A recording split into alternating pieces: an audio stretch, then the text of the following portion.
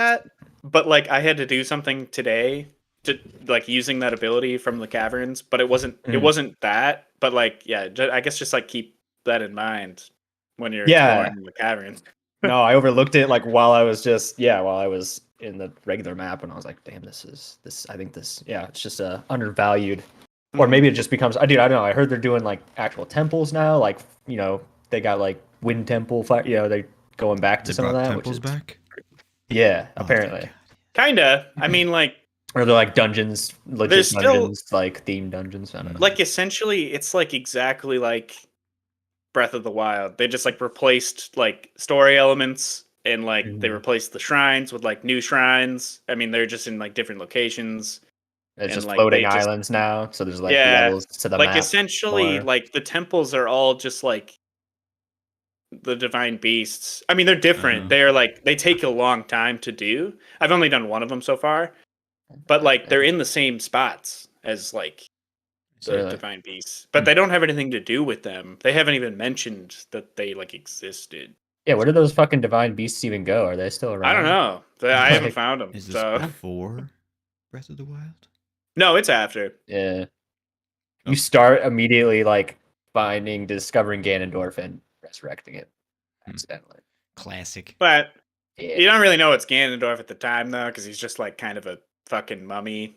Yeah. But, that was dope, honestly. Like the way it's set up at the beginning. I know, like you I got was like down with full it. fucking hearts, full stamina. You got the Master Sword, like and just everything just gets completely fucked. yeah, you You're just get like, fucked up immediately. Yeah. The Master Sword is fucking shit. I mean, like shattered. even like when you open the game, like you're just in it. You don't even like you're not even in the fucking main menu. You're just in the game. I don't know. Yeah. That was just kind of like wild. I'm like, do I want to start this right now? Like it just throws you in. Yeah. Yeah. Nice. Yeah, that's cool. But I don't know. No, that'll definitely be like the main game I put my time into more recently. Mm-hmm. Other than that, I'm just not much gaming. But I think like the biggest thing that's pissed me off so far is like you don't have to pay a shit ton of rupees to unlock the fairy fountains, which is nice. But now instead you have to pay when you upgrade something, along with all the items that it needs to upgrade your armor. Oh, armor, yeah, okay. So like the first time it's like 10 rupees. I think the second time it's 50. The third time it's like 200 rupees. Man.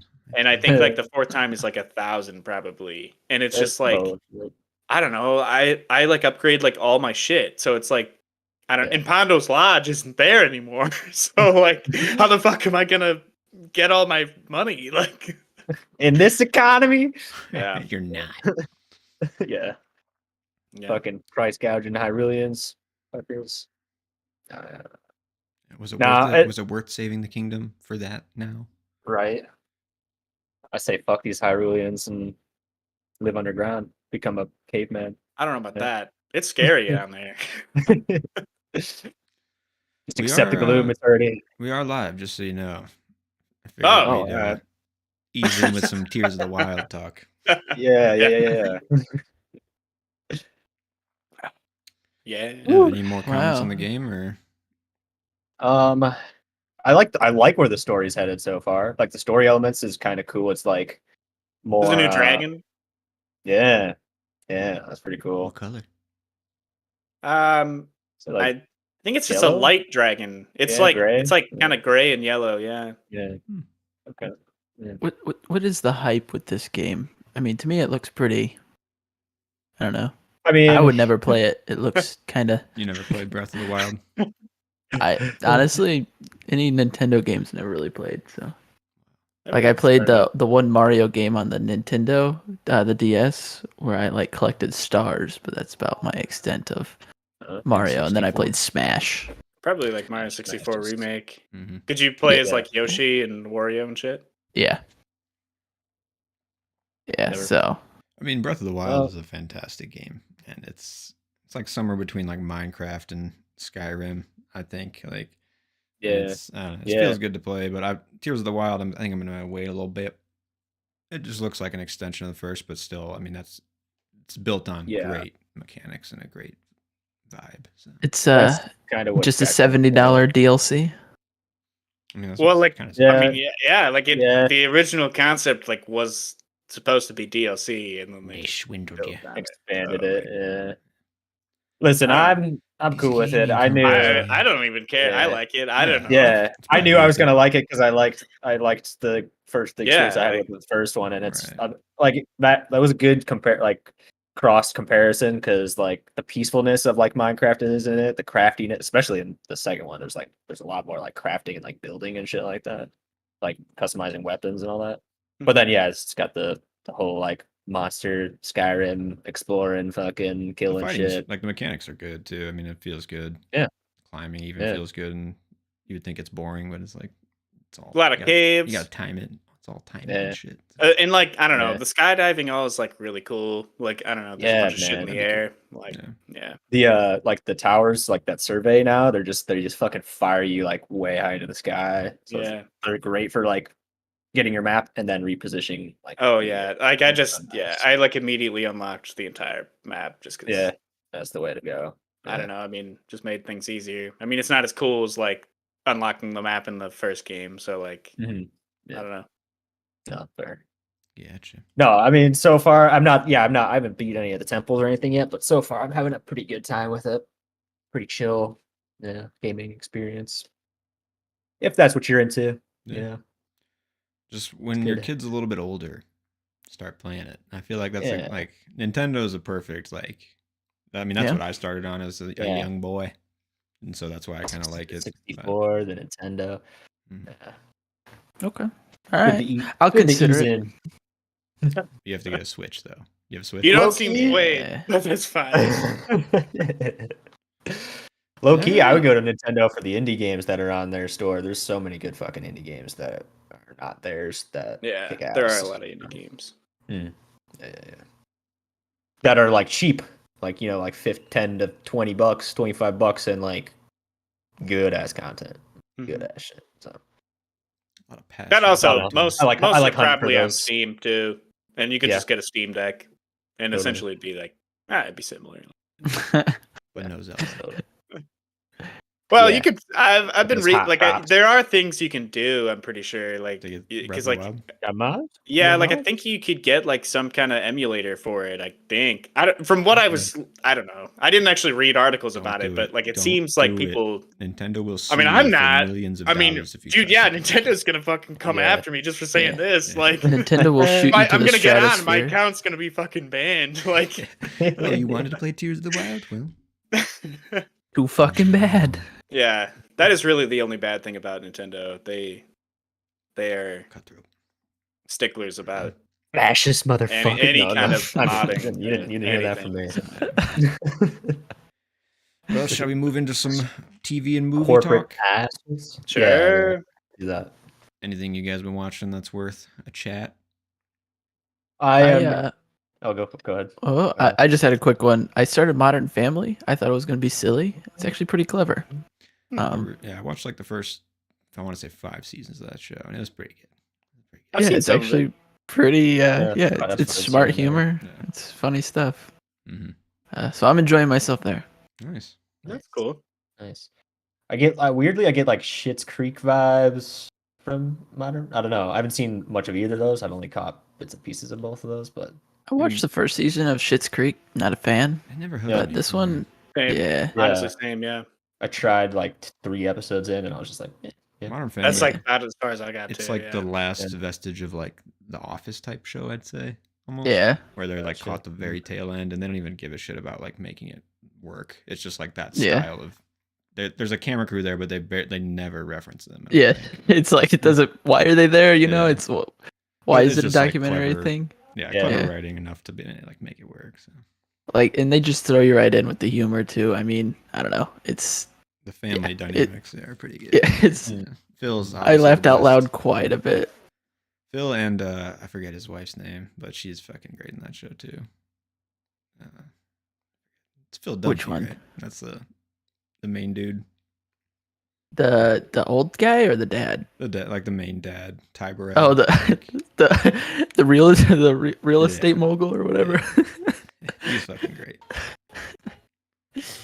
Yeah, no, it's good. I'm just shocked. I guess I don't know. I just figured I'd turn it on and just be like, okay, I'm glad I haven't watched this yet, but it's made me laugh a lot, so I'm in. Let me know if you make it through all 12 seasons. It's a lot. Yeah, it's a lot. But you been watching, Noah? I'm nearing my scrub streak, nearing the end. Seeing the light of the tunnel. I'm at the end of season 6. So it's the end of the actual show. Yeah, pretty much. I mean, season 8. I mean, you gotta watch the last season too, There's just to see how bad it is. That's I know I know it's there, so I'm a little hesitant to get to that. But try and power through it, and then I can focus more on Friends because I took a break to more like. I want to get back to it because that was pretty enjoyable. That's good till the end. So I mean, sure, that's good. That's what I need. Whoa, hang on. Did you just say sure?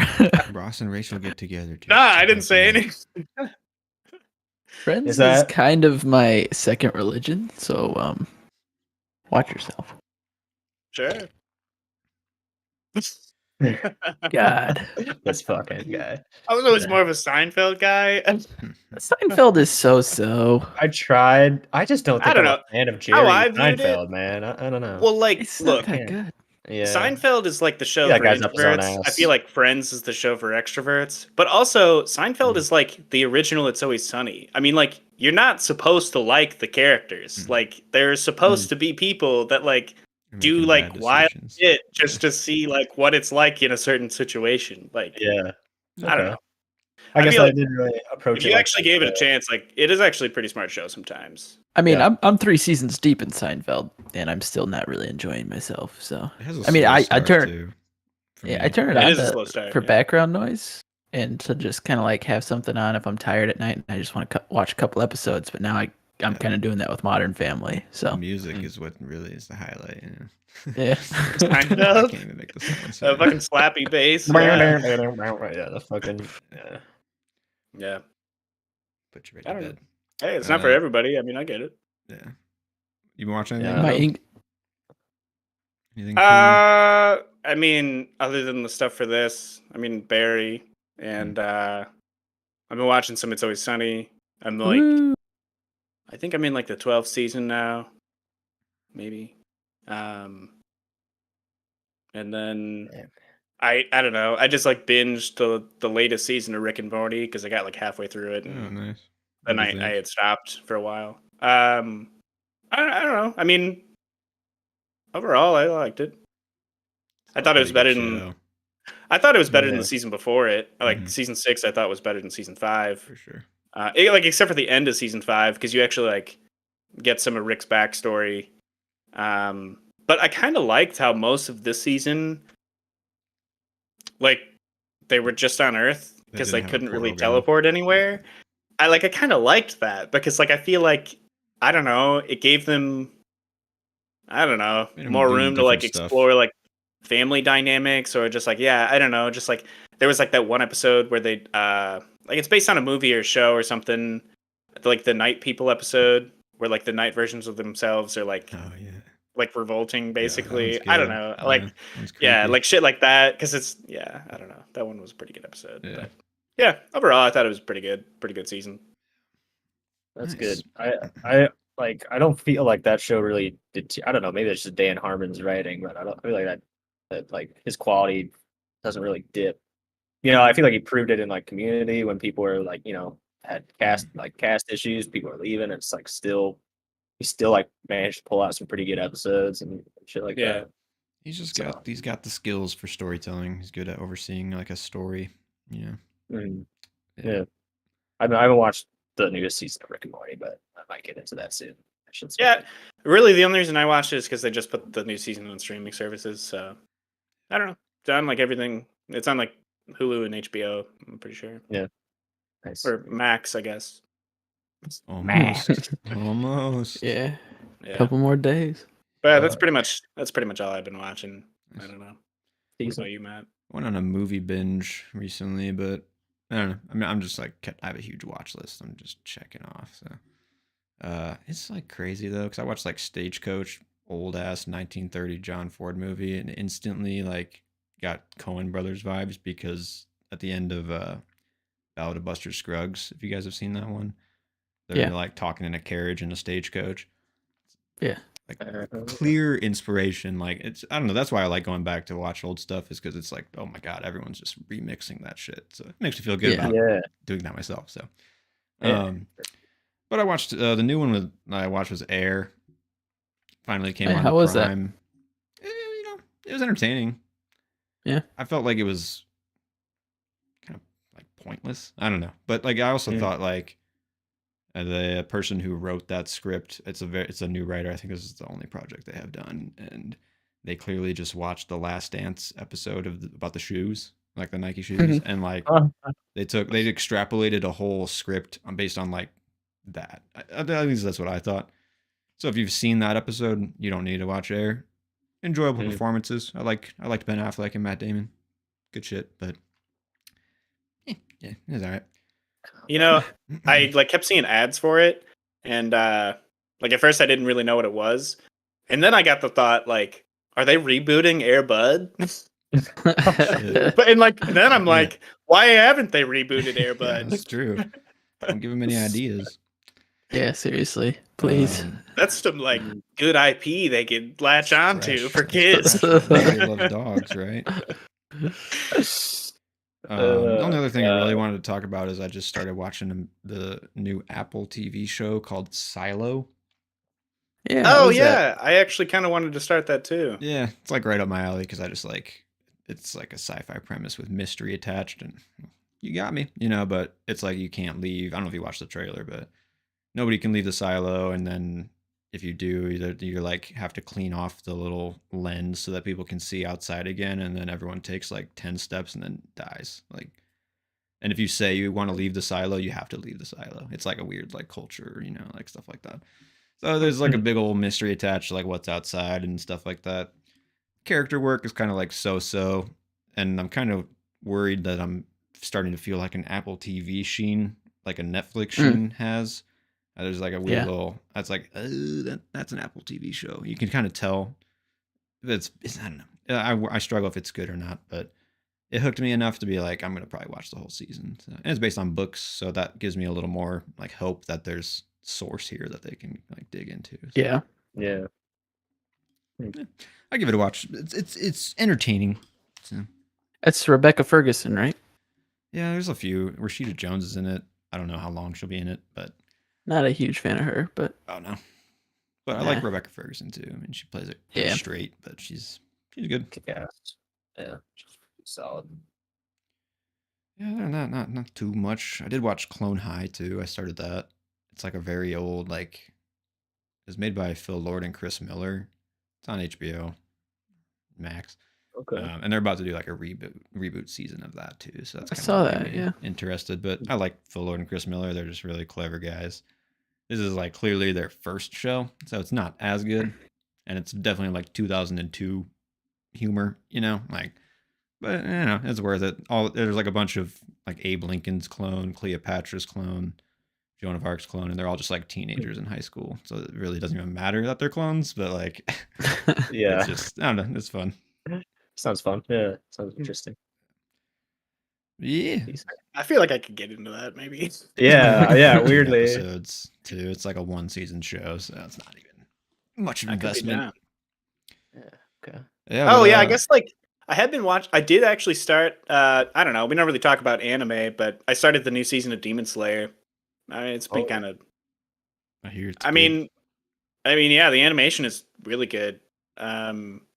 I don't know. As far as animes go nowadays, like, yeah, I mean, it's top tier. I don't know. It's in like, I would put it in the top 5. I don't know. I mean, it's actually like good. No, not like for me, like my top 5. I mean, like top 5, like coming out like nowadays, because I mean, like, I don't know. I mean, there's so many like bullshit, shitty animes people are putting out nowadays. I mean, like that one's actually pretty good. Chainsaw Man didn't hook you? I watched the first episode. I know.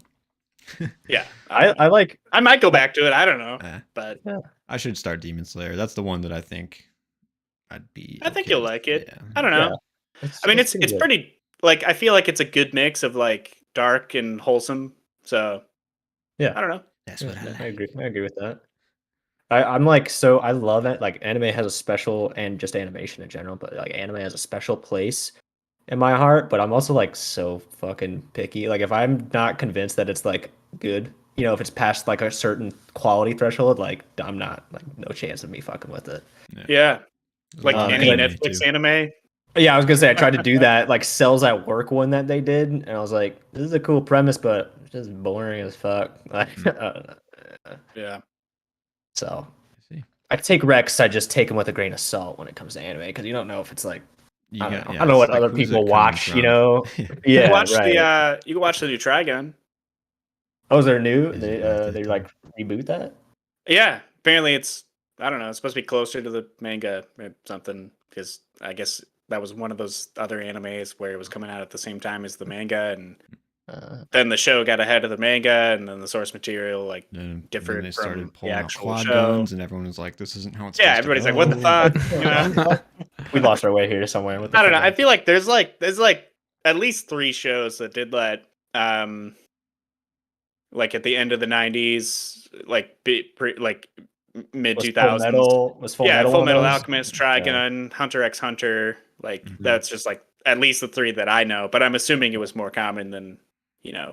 we know about. Sure, the demand to like put something on the screen Well, is yeah. like get that shit Mhm. out. Yeah, I'd be willing to watch like the reattempt because Full Metal Alchemist Brotherhood is fucking. Oh yeah, dude. Oh, so good. Yeah. Hell yeah. Shall we move on? Anybody got something for the Disney Dunk Corner? Because I don't really got much. Disney dunked on us, I have on me like this week, man. How so? Like wait, what? with Guardians. I feel Oh like yeah. Yeah, you gotta eat Okay. all the words. We for can a get to little that bit. later. Hold on a second. Guardians is like Spider-Man. It stands alone. It's James Gunn's baby. Spider-Man is Sony's baby. This is not a renaissance for the MCU. I Disney just want is- to throw that out Oh there. no. Yeah, they're happy to. It's under support their James Gunn umbrella. here. Yeah, Right. yeah. They fired him. Keep that in mind. So That's true. That is true. they're lucky he came back and they can suck on his balls one last time before he says "fuck you." I'm in the Honestly, DC. yeah, like Yeah. Yeah, clearly So- letting him do Yeah. whatever he wants to, which is Gave him a bit. We'll get into it. yeah. So But, I guess like, does anybody else have anything for the Disney Dunk? I do have something, but yeah, it's probably gonna go off into it. I don't know. It's Star Wars related. I don't know. What is did it? you say? What's in the cosmos? What you got? All right. So basically, I had read that there's gonna be like a Mandalorian movie. And Okay. this guy named Grand Admiral Thrawn is gonna be like the main villain. He's like this blue guy. Basically, New guys. so like basically his first appearance I recently learned, because like I talk about Star Wars with my brother because he really likes Star Wars, and he started reading these books. But like the first book came out in 1991. That is when this character was introduced. His name is Grand Admiral Thrawn. The first book is called Heir to the Empire. There's 9 books apparently. 6 of them are still canon. And even back in the day, like George Lucas, like apparently, like because I was doing some research on it, George Lucas like signed off on this shit and was like, "Yeah, this is all canon. This is cool." So like, there's a shit ton of books in Star Wars canon that takes place after Episode 6 that I'm just finding out. Like, I'm looking more into it, and I'm just like, why didn't they just fucking follow this? Like, why couldn't this have been Episode 6, like 7 through 9? Like, why did they have to fucking do what they did? I don't know. But anyway, so like the first book of the first Thrawn trilogy is called Heir to the Empire, and basically it takes place after Episode 6, and there are like some Imperial remnants around, and Thrawn is supposed to basically be like the new like leader of the Empire. Like he's supposed to assume the role of like the Emperor essentially. But that trilogy of books that takes place after Episode 6 are the only ones that are non-canon now, because of what Disney did with the new movies. Yeah, okay. So like, but this new movie is supposed to be called Heir to the Empire.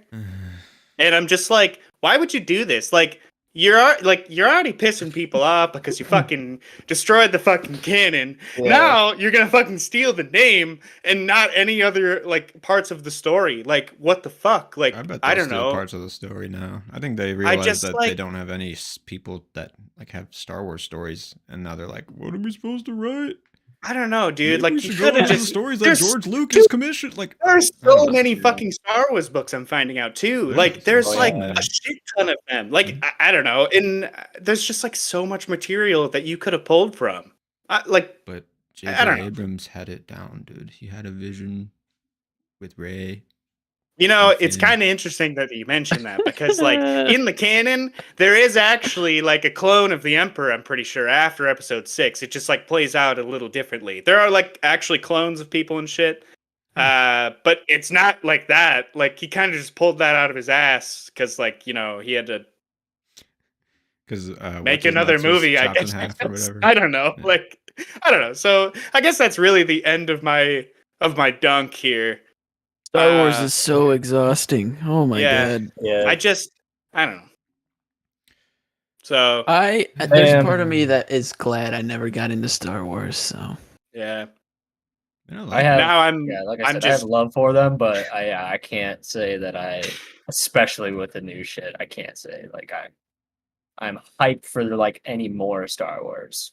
Falling Yeah. off the shows, I've fallen off like the movies. I just don't think they offer what I want in like a sci-fi universe, which sucks because at one point they were like the fucking pinnacle of Indeed. sci-fi. Yeah. Yeah. Mm, So that's it's just a unfortunate. bummer how the mighty have Yeah. fallen, sucks. Well, maybe that is what it is. blue milk is about to be the teat's about to be dry. I don't know. There's blue milk in Star Wars, right? It comes from those blue guys too. It comes from the fucking Blue Man There's group. Apparently. Thrawn's. Yeah, it's Thrawn's milk. Yeah, Let's Thrawn's. find Yeah. out. yeah, they're The called the Smurfs. Chiss. The That's like his shit. race. The Chits. Okay. No, it's the Chiss with the CH. Yes. The Chiss. The shits. Whatever, it doesn't matter. It doesn't matter. That's the working title for Disney's Yeah. next Star Wars movie. I don't know. Shits. Interesting. That's a galaxy you don't want to fucking visit, my friend. Yeah, so I don't know. I have some new. It's not in Disney corner, but it's something Dunkable? I like Some other to. Yeah, dunks. something I like to just dunk on, which is the Rings of Power. Go for it. I've heard some complications on their set, like horses dying. Well, a horse has died. Caught fire on one of their practical sets. There was one other thing that happened that I can't remember. It was also Animal bad. cruelty, I feel like that could perfectly lead into Guardians of the Galaxy again. Yeah, it's Yeah. it's to me that's a sign. That's the good Lord telling you to fuck off. But Yeah, right. Leave this Alas. shit alone. You're Yeah. Tolkien from the grave telling you to fuck off. Yeah. but yeah, I don't know. I mean, poor horse, obviously. But Yeah. like, Rest in peace. you know, What are the what you what are get, how the hand, Bezos, like, you bastard. yeah, for real? Tried to fucking put that horse Are in you a gonna box be and like ship it. in loving memory or anything of this horse? Mm. Aragorn fucking like bought his horse or something. Yeah. I don't know. Fucking See Viggo Biscuit Mortensen Jr. probably still has that horse. Like Oh yeah. Yeah, he did keep that. That's Yeah, He like- kept that. He's a doggo horse. I don't Dude know. likes Take a fucking horses. book out of what those guys did if you're gonna fucking make a new show. You know, like I don't know. Don't be fucking abusing your horses. Hey! It died from cardiac arrest. All right. Sure, It saw sure. what was happening on set and just was like, I can't do No. this. at a nope moment. Somebody held Yeah. a fucking mirror to it and it freaked the fuck out. Yeah. But yeah, I don't know. Fuck Rings of Power. I just wanted to throw that in there. So, Pretty good dunk. Here, It's worthy here. dunk. Yeah. Fucking A. Let all the sets burn down. To be honest, let it all burn. Yikes. Of course, not killing people, but you know. No, they can be empty. It'll be, Yeah. You guys The- sound the like writers aren't there. Sauron. Oh my God. feel like it right now. Feel like we should just burn it and start over. Holy shit. Yeah, I did see that new Mission Impossible trailer though in Woo. theaters when I saw Guardians of the Galaxy. Yeah. They showed it Wow. for you? They didn't show it for me. Yeah, they did. They I didn't. got it. Yeah, it wasn't They- ready. I've seen 0 Mission Impossible movies, and that evoked nostalgia for me. I was just like, It's so fucking good. Feelings? Like I've never seen any of these movies, but something about it, I was just like, that's trailer, cool. man. It is, man. And the thing is, too, is like, I'm going to go back to when we made our list. This movie's going to bring down the house for the box office. I stand by it still. I don't know about bring down the house. It'll do I good. don't It know. is. Guardians is doing good right now, man. I'm glad Dude, I put it is. 2. Yeah, I am too. Because like, look, like this is just based on people I know, and I guess like my personal experience. Like, I went to go see Guardians of the Galaxy on Sunday, which is Mother's Day, at 10:30, and I bought a ticket like Saturday night, and there were only 9 seats left in the theater. I assumed that movie was going to be empty, and Yeah. I almost couldn't get a ticket. Pretty well. My sister, like, I was talking to her on Monday night, and she was trying to get tickets for it last night, and it was sold out, like, for a Tuesday night. I don't know. I mean, honestly, I mean, like, I'm just saying, like, that movie's making a lot of money, and like, I feel like, because I have talked to people about the lists, and I do bring up Mission Impossible because, like, I kind of assume that it is going to do really well based on the stats you pulled up, but also, like, everybody I mention it to, they're just like, oh, there are still Mission Impossible movies coming out. Don't do this like, to me. And that's literally everybody I've talked to. I just like, so I don't personally, like, there are people who go see those movies, but other than you, Alex, I don't really know anybody who goes to see Mission Impossible movies. Like that demographic is. There is definitely a demographic somewhere. I guess I just don't personally know those people, you know, like, but I don't know. No, so fair. Yeah, I guess that's just. I think the trailer did a good job for me. Was like, whoever edited that trailer to evoke the nostalgia was good because I was in a full audience and I could sense the Top Gun Maverick people were like, that's another one I'll go see. You know, so I think they did a good job of maybe trying to rope in some more of the Tom Cruise Maverick audience again. So I think that might push it a little farther. But I kind of feel you. There's not a lot of buzz of like people talking about it that I see. So. The podcast I've listened to, they did their mid-year like list and what they're looking forward to this summer, and Mission Impossible is like their number one. So I guess that's gonna be. I just surround myself with people who also like Mission Impossible. Yeah, right. Yeah. Well, my list is already fucked because of Guardians. So yeah, where's yours at for Guardians? Guardians did not even make my list. Oh my god! I had no faith. I just like, I wasn't super wowed by the second one, so I was like, I mean, I know, and I like James Gunn. Suicide Squad and Peacemaker are fucking fantastic, but I was just like, well, you know, it's got the Marvel stank, so it's not Marvel. I'm just gonna say that again. Ant-Man was like, but it isn't. I didn't really get question mark for Guardians because like Ant-Man did so. It's like one of the worst showings, so it's like people were expecting more of a downhill curve, but like.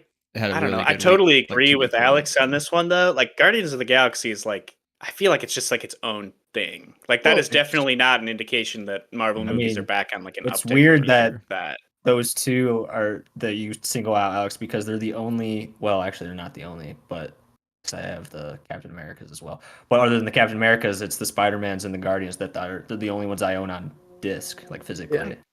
Which that's a sign. And the thing too with Guardians, without getting to too much before the end here, then when we actually talk about it, but like James Gunn wrote it to happen directly after Endgame, you know? So like it's before the stink of Phase 4, which was the last phase that went through, you know? So I don't know. I mean, you could say it's a little out of touch just because there was such a long gap and there was the firing and all this stuff.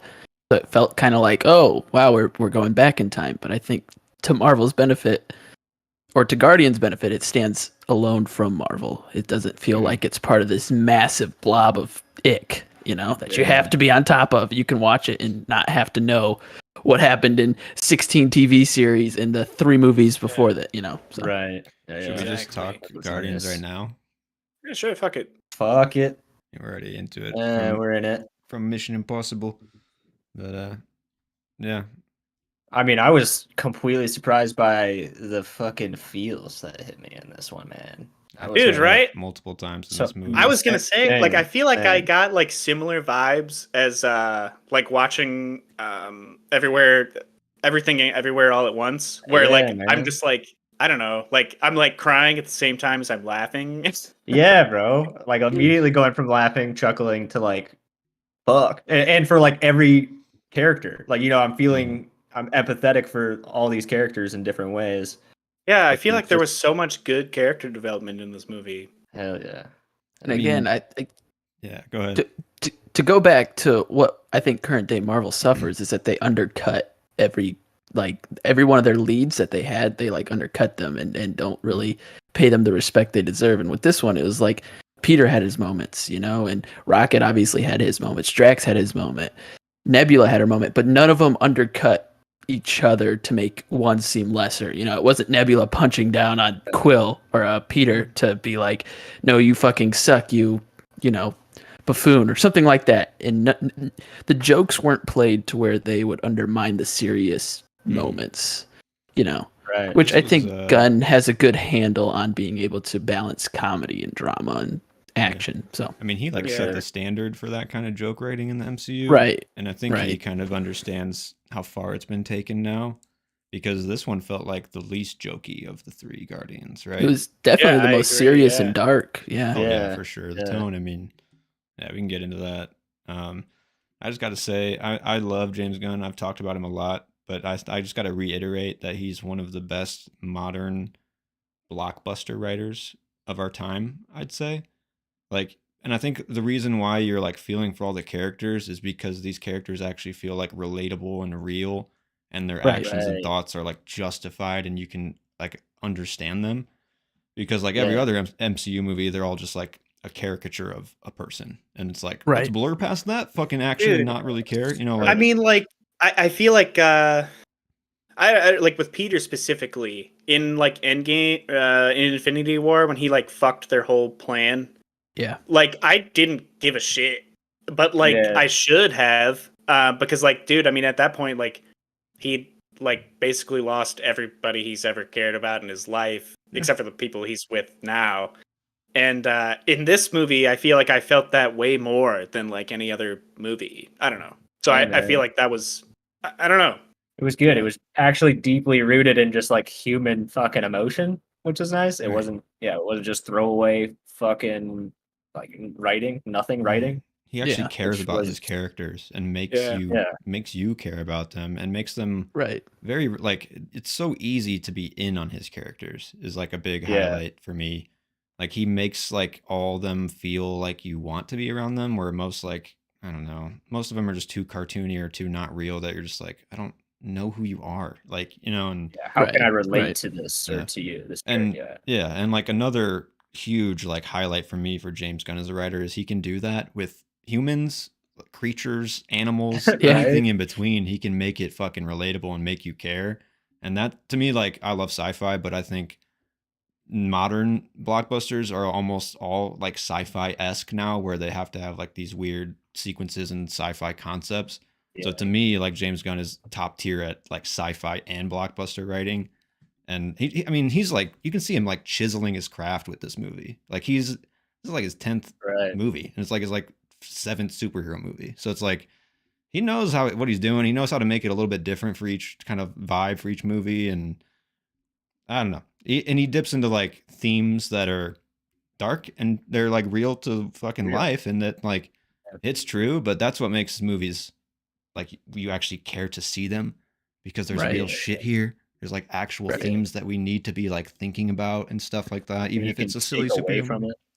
I mean, especially if it's especially if it's a fucking superhero movie and you can do that. I mean, as Marvel's demonstrated, they're pretty shit at doing that after Infinity War. So yeah, hats off. Like every superhero movie is going to end with like, we needed to do it through like friendship, or like because it's the right thing to do, or like stuff like that. It's part of our code or our honor. And Guardians, it's like at the end of this movie when they're all dancing, it's like the most cathartic thing, because like you actually love these characters and like they've gone through something together. I don't know. Whereas every other one, it's like, didn't we do a great job, guys? We saved and it's like they want you to feel the feelings at the end, but these guys can just dance and like we don't even care, because like they went through everything together, and the stakes don't have to be that high to make you care. I don't know. Just like that fucking intro scene, like Rocket just like walking through the town, and he walks into the fucking bar, and Peter's just like drunk off his ass, and like instantly I'm just like, oh fuck, like this is messed. Like I don't know, I feel really bad for this guy. Like I don't know, because like I know all the shit that I don't know. Yeah, No, I mean, but even I don't know. I'm glad that like I'm assuming the MCU had almost no say in how he could operate this movie, but this is, I think, one of the most mature MCU movies too. But it's just like no character, no superhero character is going to be an alcoholic in an MCU. You know what I'm saying? Like, or like just being. I mean, drunk like for this Iron period of Man time. was supposed to, and Yeah. like they didn't do They that. nixed that out of his character in 3 movies. You know what I'm saying? Like, just to make it clean. And James Gunn isn't trying to make it clean, man. You know, and I like that. So, but, for sure. Speaking I of loved not clean. how. Oh, go ahead. Yeah. I was just gonna to add. I loved how you kind of touched on it, but it was just like how individual every story felt for each character, and it just coalesced in like this amazing way. Like I don't know, it's still like the team, you know. And at the end of the movie, the team has changed, but it's like it's still the team, you know. Like I feel like essentially, like the introduction of the movie, like does a really good job of like setting where each character is at in their life and the things that they're struggling with, and then like I don't know, like basically the end of the movie, like you go through each character and see like how much they've grown just through this movie. Like I don't know, right? Yeah. Totally. Mantis is on her way out. Yeah, like you know, Peter goes back to see his grandpa, like, which I thought was really cool. Or Drax, I don't know. I thought that was actually like Drax. He basically has like I don't know. He's like the least shown character, like least lines. I feel like in the movie, and I feel like he's always like the dumb comedy character. But like, there was actually I don't know. To, I feel like I don't know. I felt it for him because like. Dude, like I don't know, with her saying like you were meant to be a dad, and he like knew that language the whole time, and like he's just like really good with the kids, and like you think back to like the first movie, like why he even like joined them was because like his family got fucking killed by Thanos. So like I don't know, just like I feel like that actually like hit me kind of hard. Yeah, that was a good through line actually for him, which I wasn't expecting because throughout I was not either. Yeah, because throughout it's mostly like him and Mantis are a lot of the comedic relief. Kind of jokey, but like there's some real shit. I mean, Mantis is straight up spouting like fucking therapy, like you know, at this dysfunctional ass family. You know, she's like the calm voice of like reassurance, and like support, which is just fun because they're clearly all fucking fucked up, but that's what makes them so lovable. So. I think like also when I came around the movie, I felt like James Gunn rounded out all his character work throughout all the movies that he did. Like I felt like because this one I was like Drax kind of is like there's a couple characters in the number 3 that are taking a slightly back seat, you know, because you have to, which is fine. You don't need to cram too much, you know, or force it. But I felt like I like did a replay on the movies, and I felt like Drax and Groot kind of got their highlights in movie 1 with like Drax's story is pretty central to that movie about him losing his kids and going after Ronan Hammer dude, right? Ronan, and Groot basically like sacrifices. He gets his moment at the end, you know. And then the second one was more like Peter, Gamora, and Yondu, more relation, and then like Yondu's send off. And then the Christmas one was kind of more like Mantis, because she had her like figuring out that she's like related to Peter and stuff, and it was like her journey throughout that. And then this one was obviously Rocket. And then kind of like Cosmo and Kraglin, the new members kind of got like their highlights here at the end. And I would say Nebula even too a little bit. Yeah, I think she was. Dude, even Adam Warlock, like we were saying earlier. No, I mean like he actually had pretty good development throughout the movie. Like and a great fucking villain, might I say? One of my favorite villains. Like just this, you know, like egomaniac fucking guy claiming to be God. You know, it's clearly that's like why I stepped in. Jesus. The line. Fucking like it's I don't know. I feel like that was like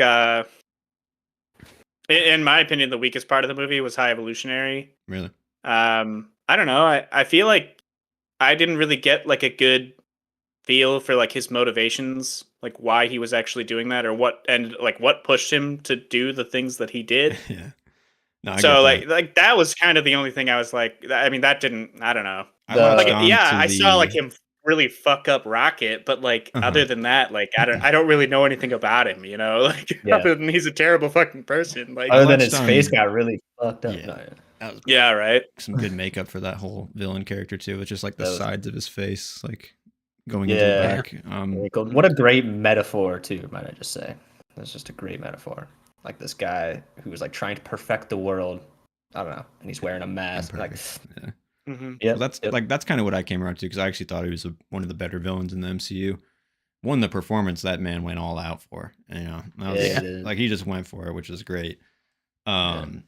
But I had like the same questions that you did, Joe, where I was like, this man is like so high on his own fucking ego, and he's doing, it's like almost like half-baked ideas of like, I'm going to put mech into a raccoon and fucking that's going to be the most evolved creature. And so honestly, I think he's just kind of like so fucking full of himself that he thinks he's smarter than he is. And he's like, he made like a BoJack Horseman universe. Just because like that's what he thinks is like evolved, you know. So like, wow, I didn't even think about that, but you're right. Like it is literally like BoJack Horseman. He's like a flawed villain in his mindset. Like I don't think it makes him a bad character to me. It makes him a flawed villain because he's so like overlooking his own flaws, you know. Yeah, so that's kind of what I came around like to.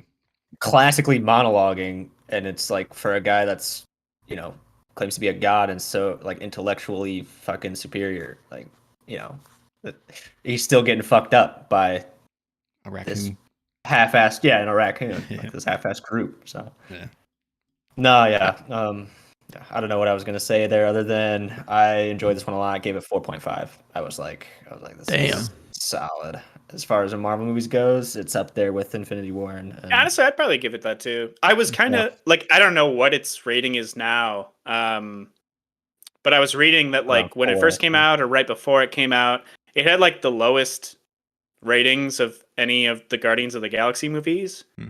And I'm just like, after seeing it, I'm wondering like how, because like in my opinion, it's like the best one of the three, and probably I would put it in definitely like top 5 best movies of the MCU. I mean, like, that's kind of without question. Like, I don't know. To be fair, though, there's not really that much competition. Right. I could name 5 that are better than this movie, I think. Like, I could too. Wait, in the MCU? I think it was pretty good.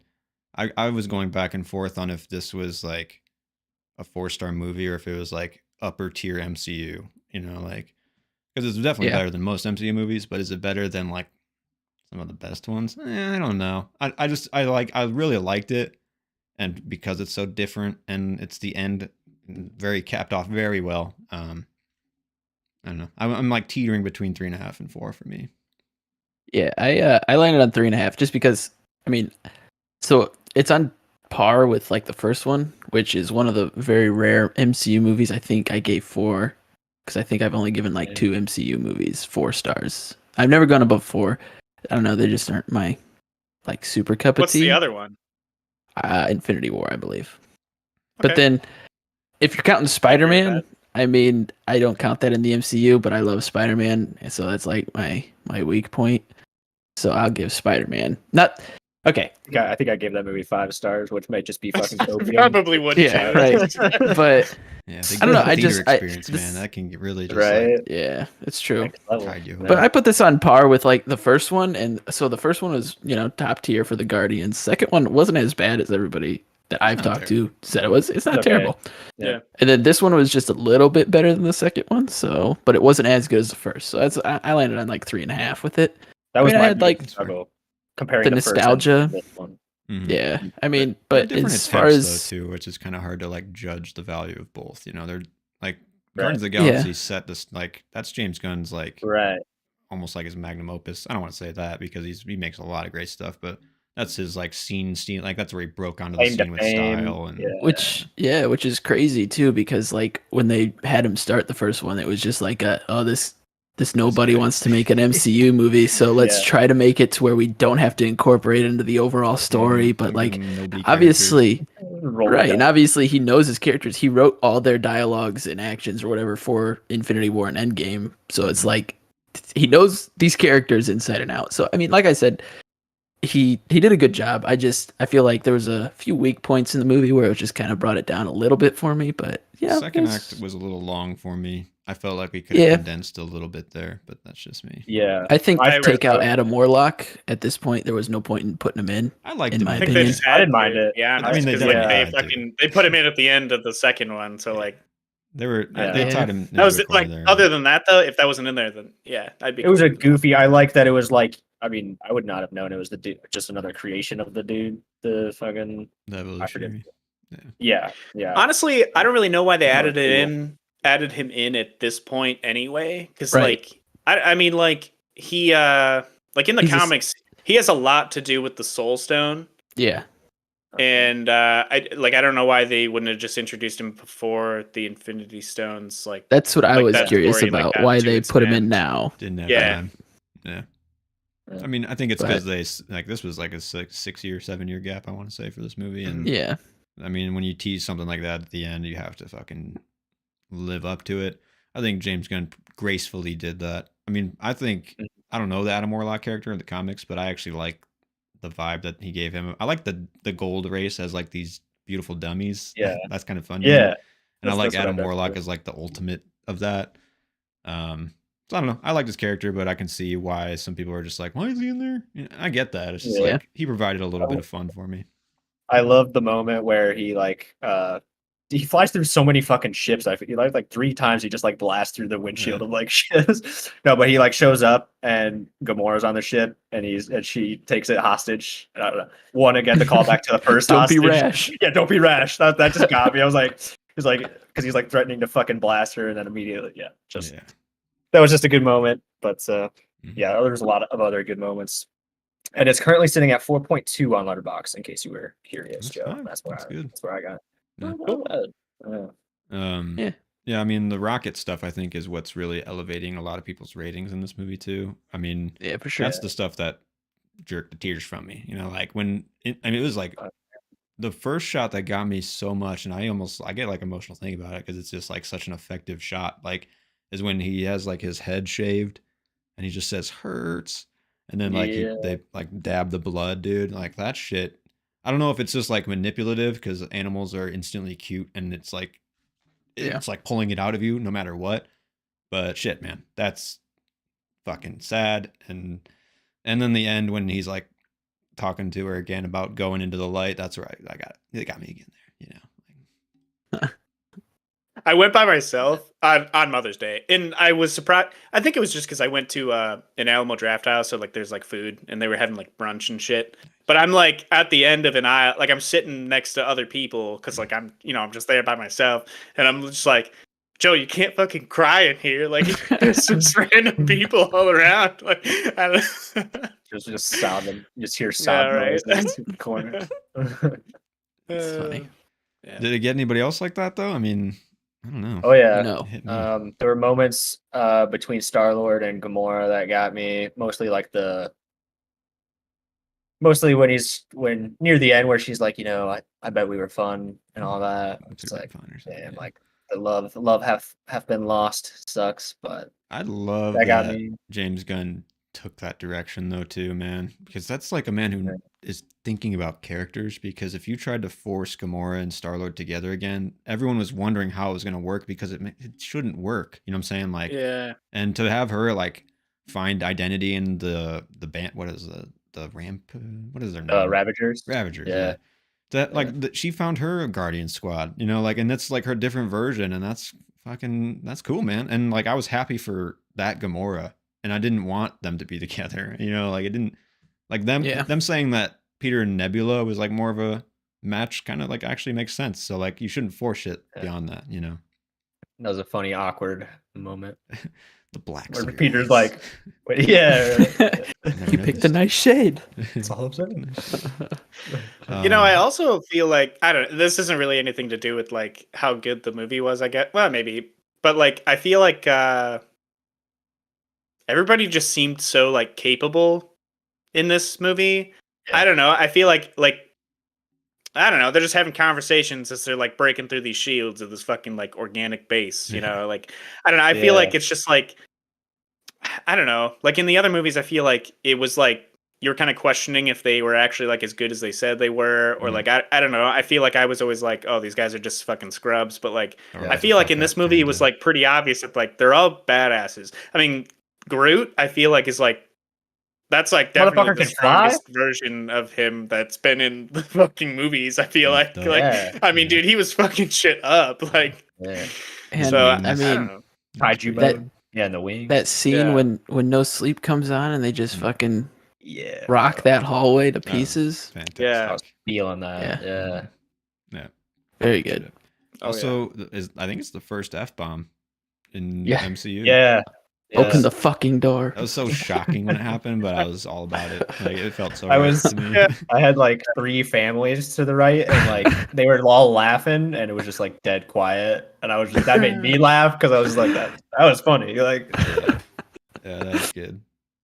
Shout out Nathan Fillion. Open the fucking door. Oh yeah, I thought that was kind of neat too. Like I'm assuming that's like I don't know, maybe James Gunn and him like hit it off on the set of Suicide Squad, because like I don't know, he's in that too, you know. So like, are you talking like Nathan at the very beginning, because like Nathan Fillion is like I think he's like his arms can come off or something like that. I don't know, he's like a weird power. I don't know, but he dies like immediately. So like I don't know, his arms are getting shot. The organic base was pretty cool. I don't know. I didn't know if I wanted to spend as much time as they did there, because it's just gross and there's like a piss fountain or whatever the fuck that thing is. It's like nasty, but I don't know. There were good like set pieces here that like when you think about Ant-Man set pieces, I don't know if you guys saw that one.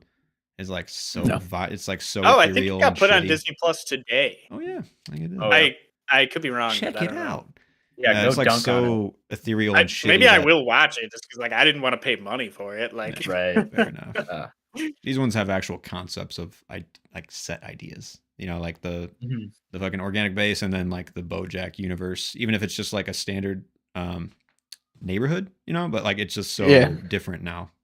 And then duking it out in space in the third act. Yeah, of course. That's where I kind of forgave the second act, because I was like, this is a good fucking third act actually, which is like rare that it's not just boring as fuck in this last phase. You know. So I am curious too. So like it's called Nowhere with like a KN. I don't know if have they ever said in the MCU that that's like ahead of a dead like Celestial? I think they did. Yeah. I think they mentioned it in the first one, and then there's like you get a little bit more of that in the Eternals of like there's Celestials that just are born from planets. In the comics, the person who like cut that head off was this dude named Null, like Knull, and he's supposed to be like the god of the symbiotes. He just had like a big comic arc like last year or the year before that or something like that. It was called King in Black. And I guess I'm just like wondering, because like at the end of the Spider-Man movie, like Tom Hardy was like in it, and there was like a drop of venom that got like left in, I don't know. Yeah, I remember that.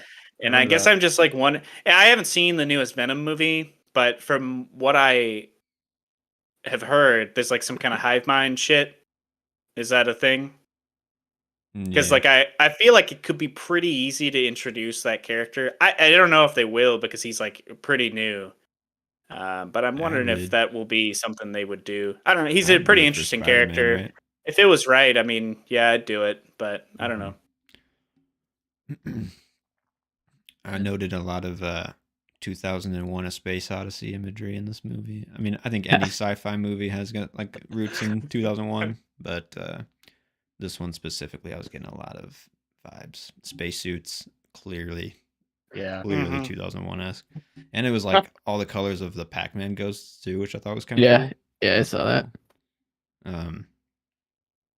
Good on you, man. I like the homages. And it just shows he's an intentional filmmaker, which is nice. And I thought the end with Quill going back to his grandpa was a really good like bookend for his journey and just the whole journey, I guess, because the first scene of the first movie is like him running away from his grandpa, and now he's returning, and that's just a good symmetry. So I'm curious. I don't know, because they said at the end, well, they said specifically Star-Lord will return, but they didn't say anything about the rest of them. I guess like I'm wondering what their plans for these characters are like moving forward. I think that Guardians group that they kept at the end there that they teased you with, like Rocket and is like the new Guardians of the Galaxy, like they shed all the actors that like didn't want to do it anymore, like Drax and fucking Gamora. And, like we'll get Star-Lord back maybe, you know, in a different time, but like I think those we could have somebody else voice Rocket if we needed to. They're like, we can just animate all those guys, so we can bring them back. You know, that's I think that's kind of the thought, but I don't know. No, I think because I think I read that Chris Pratt was like, I'm not going to play Star-Lord again if James Gunn isn't going to be involved because it'd be disrespectful to his. Interesting. Yeah. I wonder how they stuck that at the end then. I mean, you did. Right. Did you guys stay for? I mean, you did stay for like the end credits. I shit. did, I don't know. Unfortunately, man, I had to pee like so bad. I'm just like, shit. Should I stay for this? Is it going to be some bullshit? Stop. Like, I don't know. Yeah. He's just bitching about. The last one's always a joke now. It's just like I know, pissing me off. Right? Like, don't make people wait. Really have any stakes? Why did they put it at the end of the credits? Like, what's the fucking point? Just put it at the end of your movie. When it first started, you know, like it's like you got to wait till the end, man, and see what really this whole story is about. Oh, it's fucking Thanos on the steps, you know, like that's I mean, it was fucking dope, and now they're like undercutting it all with a joke, literally. So like I feel like they really stole that concept from anime too, because like anime was like doing that originally, like before the MCU even started it, where they just put shit at the end of their episodes that like led into the next episode. I mean, like sometimes it's a teaser for like most anime, but like sometimes it's just like actual shit, you know? So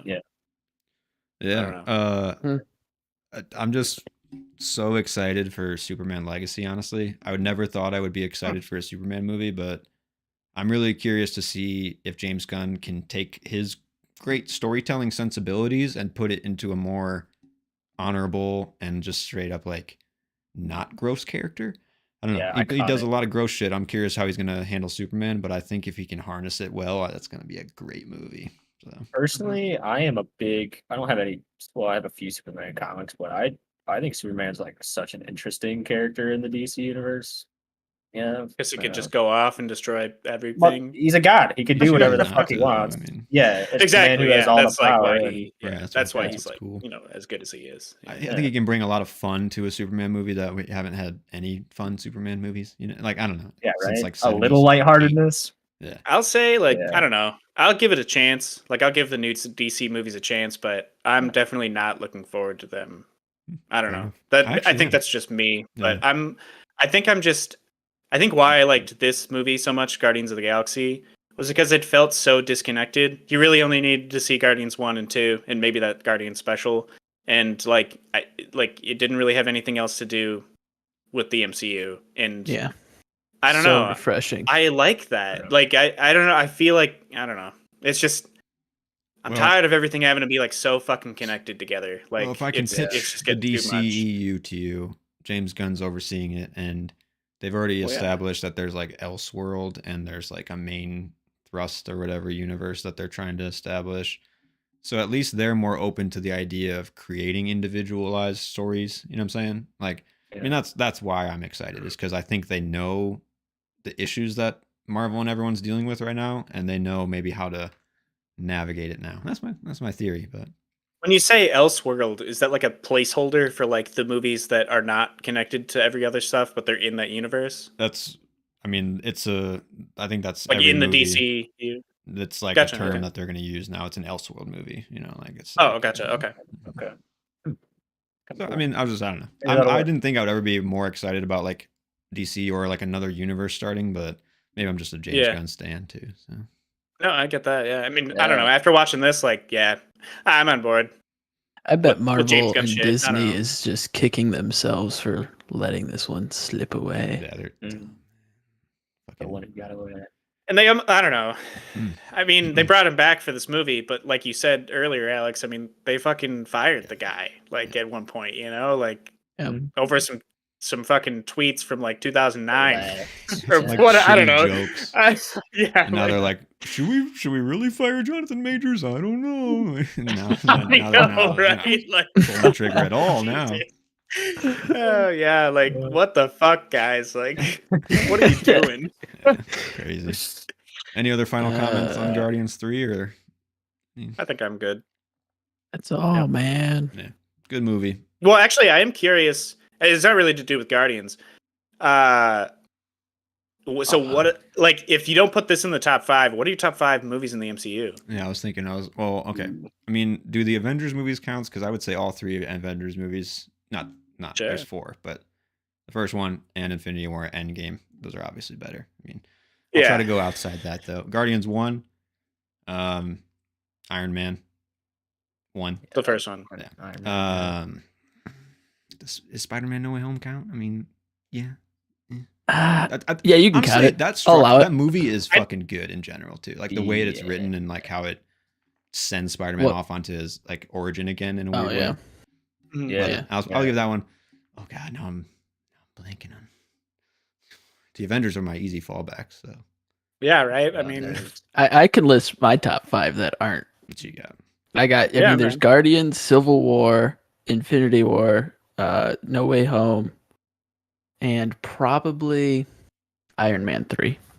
Iron Man 3. What a wild card to throw in at the end. Yeah, I love that movie. I don't know, that's the one the only, besides the Spider-Man movies, the No Way Home, that's the only Marvel movie I've like rewatched. And I guess I watched Infinity War a couple times, but like Iron Man 3 is the only one I'll like want to rewatch. So if it's on, I'll watch it. Easy one better than this one too. Really? I'd say so. Yeah. I get that. Yeah. I don't know. Mine would probably be Guardians 1. This one. Iron Man. I think Captain America just for the fucking nostalgia. First one? Yeah, I just like his origin story. It's just that movie is way different than most other MCU movies as far as like. I think that's why I like it. It's like got a really cool, just like vibe to it. All right, well, I'm gonna have to put in the first 2 Thor movies. I mean, fuck out of here. Yeah, I guess Ragnarok. Most people would consider that one probably better. That movie has aged so badly for me. It's like I don't know if I even like it. I mean, it was. I don't know. I feel like it was like funny one time, and then like after that, I don't know. You kind of just like the sheen rubbed off, and you kind of just like. It's funny for a little bit. It's like, then you realize Taika's up his own ass, and yeah. Well, it's hard though. Actually, I mean, this one is definitely top 10 easily. It's like top 8, somewhere in there. So. Agreed. Yeah, I don't know. I guess I had just I haven't thought about it recently, but over time I've thought back on like Marvel movies like in the MCU, and I'm just like, wow, which ones of these are actually like good? Like what got me into this? Because like a lot of these are not very good. Yeah. For sure. And I think at the time I was just like really into the connected universe thing. And I think now I don't know, just got old. For sure. I think if you want a good connected universe, just read Stephen King books. I mean, he did it first. He created this monster that is amazing. So, fuck Marvel. He was the John Favreau. Awesome action sequences where the Hulk punches people and jumps on a building. No, he creates thoughtful characters with thoughtful story arcs and the boring shit.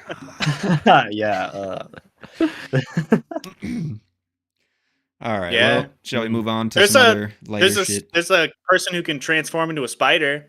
It's true. So he's basically a superhero, right? Spider-Man. I mean, he's more like a demon, but yeah, sure. Yeah, right. Like, okay. We can rope that into being superpowers somehow, right? Yeah. No, I think Disney just lost the magic of like, because like the lead up to like Infinity War Endgame essentially was like when these heroes and villains interacted, like crossed paths. It was like, oh fuck, like how is this interaction gonna go? Like obviously they gotta butt heads or work together or whatever. Like how are these personalities gonna clash? And now it just feels like when there's more things like coming together, it's just like, let's just along for the ride, baby. Like it'll turn out all right. Like, we'll get it done. You like it, right? They're can't look away, right? That's why you like. That's why you like Defenders, right? That's why they're on screen. They're together. Look at all these costumes. Everyone's popping. No, it's the magic. You can't deny it. Disney magic. Are we good on Marvel? Should we move on? Yeah. I'm coming down from that pixie dust. I don't. You want to talk about Ted Lasso? You guys watch both episodes? Catch up or? I only watched the one. I didn't have time today. Gotcha. Yeah, I watched them both. I did watch both, but I don't know. I didn't really write many notes. Do you want to talk about them both, Alex, or you care, or what do you want to do? What do you want to do? I don't have much to say. I'm still on my I get it. the downward Negative. trend, but Honestly, I kind of feel that more with these last 2 episodes. Like there were really good things of them, like really good things that happened, but overall, I feel like I was just kind of like, Yeah. what am I watching? I don't know. 8 and 9 were pretty lackluster for me. This one, the most recent one, I thought was pretty good though. I didn't mind this. I did like the most recent ending. Yeah, but there were some good parts. Yeah. Yeah, I mean, I get what you mean. I'm kind of curious, like if we're ending this well. I don't know.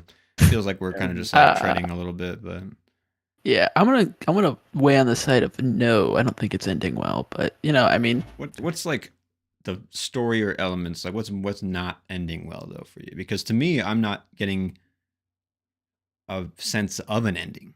Like that's what I'm like. Right, and it's like they're like the season still has to end, and that's where it's like they're introducing character stories that I guess didn't matter until I don't know now, which is silly to say because it's like, oh, well, then how do you introduce new characters? But this character has been with us since season 1, and we're just now getting some backstory on this character, and Keely's character has just been fucking gutted and fucked. So I don't know. And then Roy is just kind of pushed to the side, and when in episode 9, when I don't even remember, Rebecca talks to Roy, and she's like, kind of is like, is this what you're gonna do with everything? You're just gonna give it up? It's like he came back. Like, what do you mean he's just gonna give up everything? He gave up with Keely, okay, but he didn't give up with soccer. He came back and he started coaching. This is something he didn't want to do. This was out of his comfort zone. So you can't just undermine his character when he's had a good arc. With Jamie. He's just been underwritten this whole season. I'm sorry about that, but that's just. And to like, I can agree with that. Further your point too with this last episode, I know you haven't watched it, but like at the end of episode 9, he has that speech and stuff. Yeah. And it was a good speech. I don't know. And other than that, though, I feel like there wasn't really that much development for Roy. Right. I don't know. Like, what actually changed between Rebecca talking to him and the events of episode 10? Because, like, there was one time in episode 10 when somebody says, like, you seem like a changed man or you seem lighter. I think it was the teacher talking to him. Mm-hmm. And I'm like, what actually changed? Like, there's nothing actually happened. And now he's just, like, good. I don't know. I feel like I don't know. I feel like nothing really happened with Roy. Like, yeah. I think the talk with Rebecca, what I took out of it was she was basically just telling him, like, are you going to be a curmudgeon-y asshole for the rest of your life? And then he realized to just not be, like, so angry. That's the majority of what I think, like, the development was there. Because it's not really about, like, him choosing a different path. It's really about an attitude adjustment kind of thing. But, like, even so... Well, sorry, you finish your point. I was just, like, saying with Rebecca, the reason, like, she's the one to give it to him, I actually thought... I mean... To me, the writing isn't being emphasized well anymore. It used to be like impactful, and it's not being like, it's not got the punch anymore because Rebecca, I like that she's the one to snap him out of it because in season 2, Roy's the one to tell her that she deserves someone that makes her feel like she was struck by lightning and that like wakes her up of like her journey, like, so like they're hitting like signposts, which is like, that's a good idea, like, but it's like they aren't really caring about the execution anymore as much. And that's where it's like getting me gripes because it's like they have beats and they have ideas, but they're just not making me feel it as much anymore. So yeah, it feels fleshed out. And like with I don't even know the character's name, the one who's in the closet with his team and like his friend finds out, but he's like, he acts overly pissed off at him. It's like, okay, first off, I know what they're trying to come across. Like maybe I don't know. Everybody else on the team didn't give a shit. Like everybody else on the team was cool with it. Like I didn't really know like what is. It just felt forced and like I thought so too. I don't know. Yeah. I mean, I think it's because they were close friends for a long time. He felt betrayed in that way. And I wrote down that like Isaac's level of projection is pretty unbelievable because like he's Yeah. about to go beat up a dude in the stand for saying the F word when he's been putting this into his head. Or that's what you think, I guess, at least, but he's more pissed off about the Yeah. friendship aspect, which is I that's like just the wholesomeness they're trying to get you with, but it just wasn't. I didn't get the Yeah. Yeah, it was steps along the weird. way there. Yeah. and it felt like at least in that moment. I mean, I know people are unhinged, but I just feel like people are self-aware enough not to just throw slang or I don't know if slang's the right word for that slurs around like that in public. I mean, maybe in football games it gets intense, but I just feel like hooliganism is like a whole. Apparently nother- it does, yeah. Yeah. Yeah, like in Wrexham they talk about hooligans and like the It's backstory of crazy. the actual term, and it came from like England, and there was a fucking gang or something. And yeah, okay. Well, so maybe I'm wrong. Maybe I'm out of touch. It just felt like that was just put in there to hit that story beat of, oh, he's got to have his rage fit and blah blah blah. Also, Jamie should have been captain. Fuck that noise. and even so, like that speech at the end, like Roy's speech in the press, like event or whatever after the game, like it was a good speech, but at the end of the day, I mean, like the reporters don't know what's going on in Isaac's life, Right. but we do as viewers. And essentially, Roy like related like his life story of his teammate. Like I'm pretty sure like they lost their kid. Like Yeah. yeah. Like that she I don't know something Like, with the taking pregnancy it or out on whatever. him. And like yeah, but he's like relating like that, like losing a kid to just finding out that your friend was gay. Two very different things, but Yeah, like I don't know. I mean, like when you think about it like that, like it's kind of fucked up, right? I mean, like yeah. really not that bad. Like why would you go beat up a dude in the stands for I don't know, just I get what you mean. I think to me and it's that's- like he's trying to like show how you can like internalize something and project it onto a different person or a different way, which it like worked. I wrote down in that scene that it's the schmaltziness of the show is like being too clean cut and too easy because like Yeah. that speech is good, but like I don't know, it was a little too much for me to be like I love the sappiness of Ted Lasso and I love the wholesomeness, but you got to give me something to I don't know. Like Keely's storyline isn't negative for me. I need like something here to like hook me into a drama of a character more, especially with Ted. Yeah. I think Ted is getting the most sidelined as far as like character progression goes because he hasn't really I gone think- anywhere this season. I think they're just saving that for like these last two episodes I'm hoping. because like episode 10 had a lot of like tying up loose ends of characters like Roy and Keely. Nate. And I think they're just saving up because the next two episodes are going to be like full of shit. For sure. But I guess nobody's really talked about Nate yet. Yeah. I guess like what have you guys Yeah. thought about him? I mean, in episode 9, he like tells Rupert that he doesn't want to go to the club or whatever because he's dating that girl. Mhm. And it seems like to me, it seems like Nate is like becoming Ted or like realizing like What Ted I don't know gave what him. he missed out. Yeah, I Yeah, don't know. for sure. I mean, Um, I think it's pretty subtle with Nate, and I was worried I wouldn't be on board for his redemption in the end. I kind of I'm am coming around. actually. I In dig it. episode 10, Yeah. I actually was swayed. Like I don't know. And I was worried that it was only going to be used through his like new girlfriend, and I didn't care about the girlfriend. And they've Yeah. done it well to like. I mean, he's a selfish character at the end of the day. He's not going to really change unless it affects him, like he clearly like we see, you know, like. But I mean, I'm on board for his redemption, and I think Yeah. I don't need much more to get him there, you know. So I feel like he'll probably end up being the new coach of Richmond after Ted leaves. I think that's probably how it's going to go.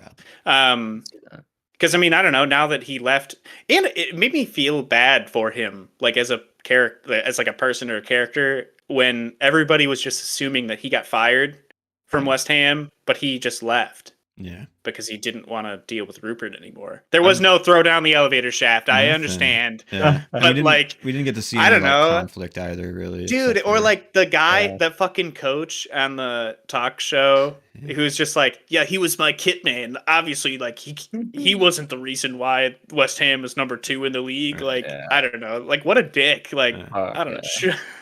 I just wanted to also Yeah. say that the guy who plays Rupert is a really good performer. I think, like, I mean, you don't like the guy, but he's very charming, and his look. I feel to like he Nate- did Yeah, he did a really good job in like these last 2 episodes. I feel like, especially with like Rebecca too, like in this episode, you know. Yeah, I love that scene. That was great. Yeah, her speech was that subtle look to Nate in episode 9 when Nate's like, "Yeah, I gotta go," and like he knows he's lying. He knows he isn't like up for this kind of lifestyle.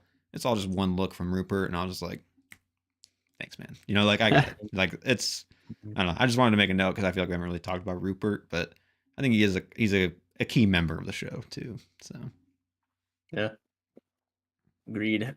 He's got the fucking Joffrey thing going on where he's so good at making you hate him. yeah, you actually hate him. Yeah. Any other comments on Ted Lasso? Well, they'll be breaking the neck soon, so I guess that's a good thing, huh? Be breaking the neck, is that what you said? Yeah, like ending. It's over. It'll be over soon, so for me that's a good thing. I don't know. I'm just exhausted at this point with the show. I don't know.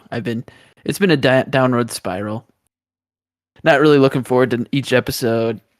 Fair. Honestly, I feel like if they had just like adjusted Keely and Roy's storylines this season, I feel like overall the show would have been this season would have been a lot better. For sure. Or even I still like it personally, but like Yeah. I understand like your gripes with it, you know. I just feel like what Matt said, Ted's even being like sidelined. I don't know. It's just I get it's the team, but at this point, these characters are they're secondary, and now Ted and Roy and Keely and Jamie, they're all secondary characters, and it's just not as engaging. Oh shit! I do actually have a couple more things to say. So first, what I just thought of, and like also watching these last 2 episodes, where they highlight background characters more.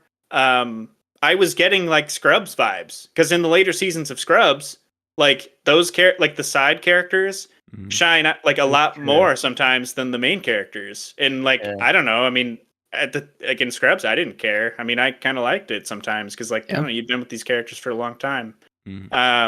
That's true. The janitor in this episode, it reminded me with fucking Danny and Van Damme. Bro, dude, I thought that was so fucking funny. Like, I don't just like the twist, and then like in the actual game, like Danny fucking breaks his nose.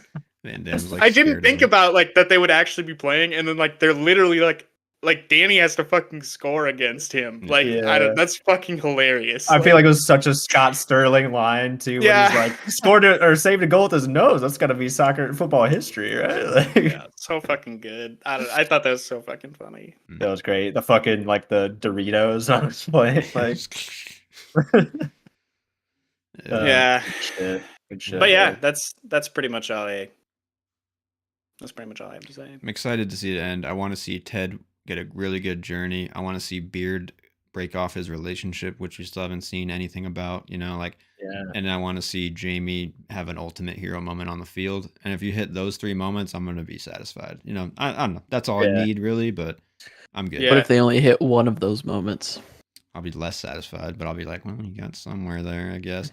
Also, Rebecca, right. and I don't think Rebecca and Ted are going to get together unless they really try to like force something. God, I really hope it's not Sam though, because like they like talked briefly in this last episode, and I'm just like, they better not be fucking bringing this just pure sexual tension. Well, wait, so Matt, you said you don't think that they'll get together? Her and Ted?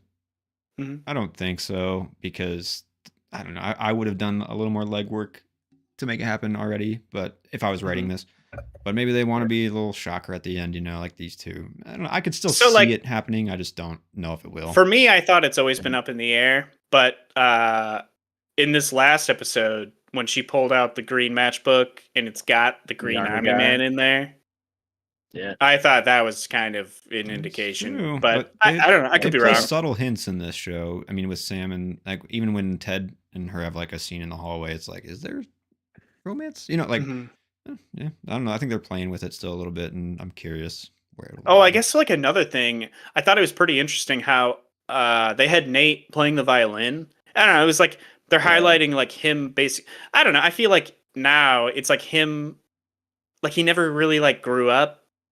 Like Nate, or never got a chance to like grow up, I guess. And like him playing that song, in the background of the other scene with Rebecca and viewing all of the other old men as kids. Like, I thought that was actually like that's good, really well done. Yeah, I don't know. Cool, yeah. It made me want Nate and Higgins to have like a jam sesh or something. Like, I'm not gonna lie, I am tired of Higgins. Really? All he does is spill his goddamn tea and just make dumb jokes. Like, I feel like he doesn't really do anything. I don't really care for him either. This last like 4 episodes, maybe 5. Yeah. Yeah, I've not cared for him either. I mean, he spilled his tea again in this every episode. Like, it's like every episode he's spilling his goddamn tea. Like, fuck. Like, yeah. But, that's all I have to say. We can move on if you want. Onto Succession. Yes. Man, Sure. what a fucking episode on this one. Yeah, man. This is probably I don't know, the worst, like the most unenjoyable episode of Succession I've ever watched, I think. And not to this degree of like quality. It's like they're twisting a knife into these characters and us, like, and it's like, oh no, I really don't like any of these people anymore. You know, like, Roman for sure. I was like, damn, they're really like pushing Roman into boxing him into this fascist corner. He's this like asshole. despicable this episode. Yeah, despicable. And like Kendall tries, like there's a moment where Kendall tries to be real, and then Shiv fucks that. It's just nasty. It's just a nasty episode. Connor's fucking still being cringe. He's like thinks he's still a fancy presidential candidate. Yeah, I'm still in Connor's corner. Conhead. I'm a Conhead's a Conhead. fucking idiot, man. I mean, he goes on for the speech, like he's like, you think he's gonna like do this awesome concession speech, and then he just like is like calling a rally to his Conhead. Like, hey, he's so I'm a Conhead. I'll take it. I mean, all the siblings are completely out of touch. And like, I think a rewatch of Succession, if I ever do it, because I think by the end of it, I'm gonna hate all the characters even more.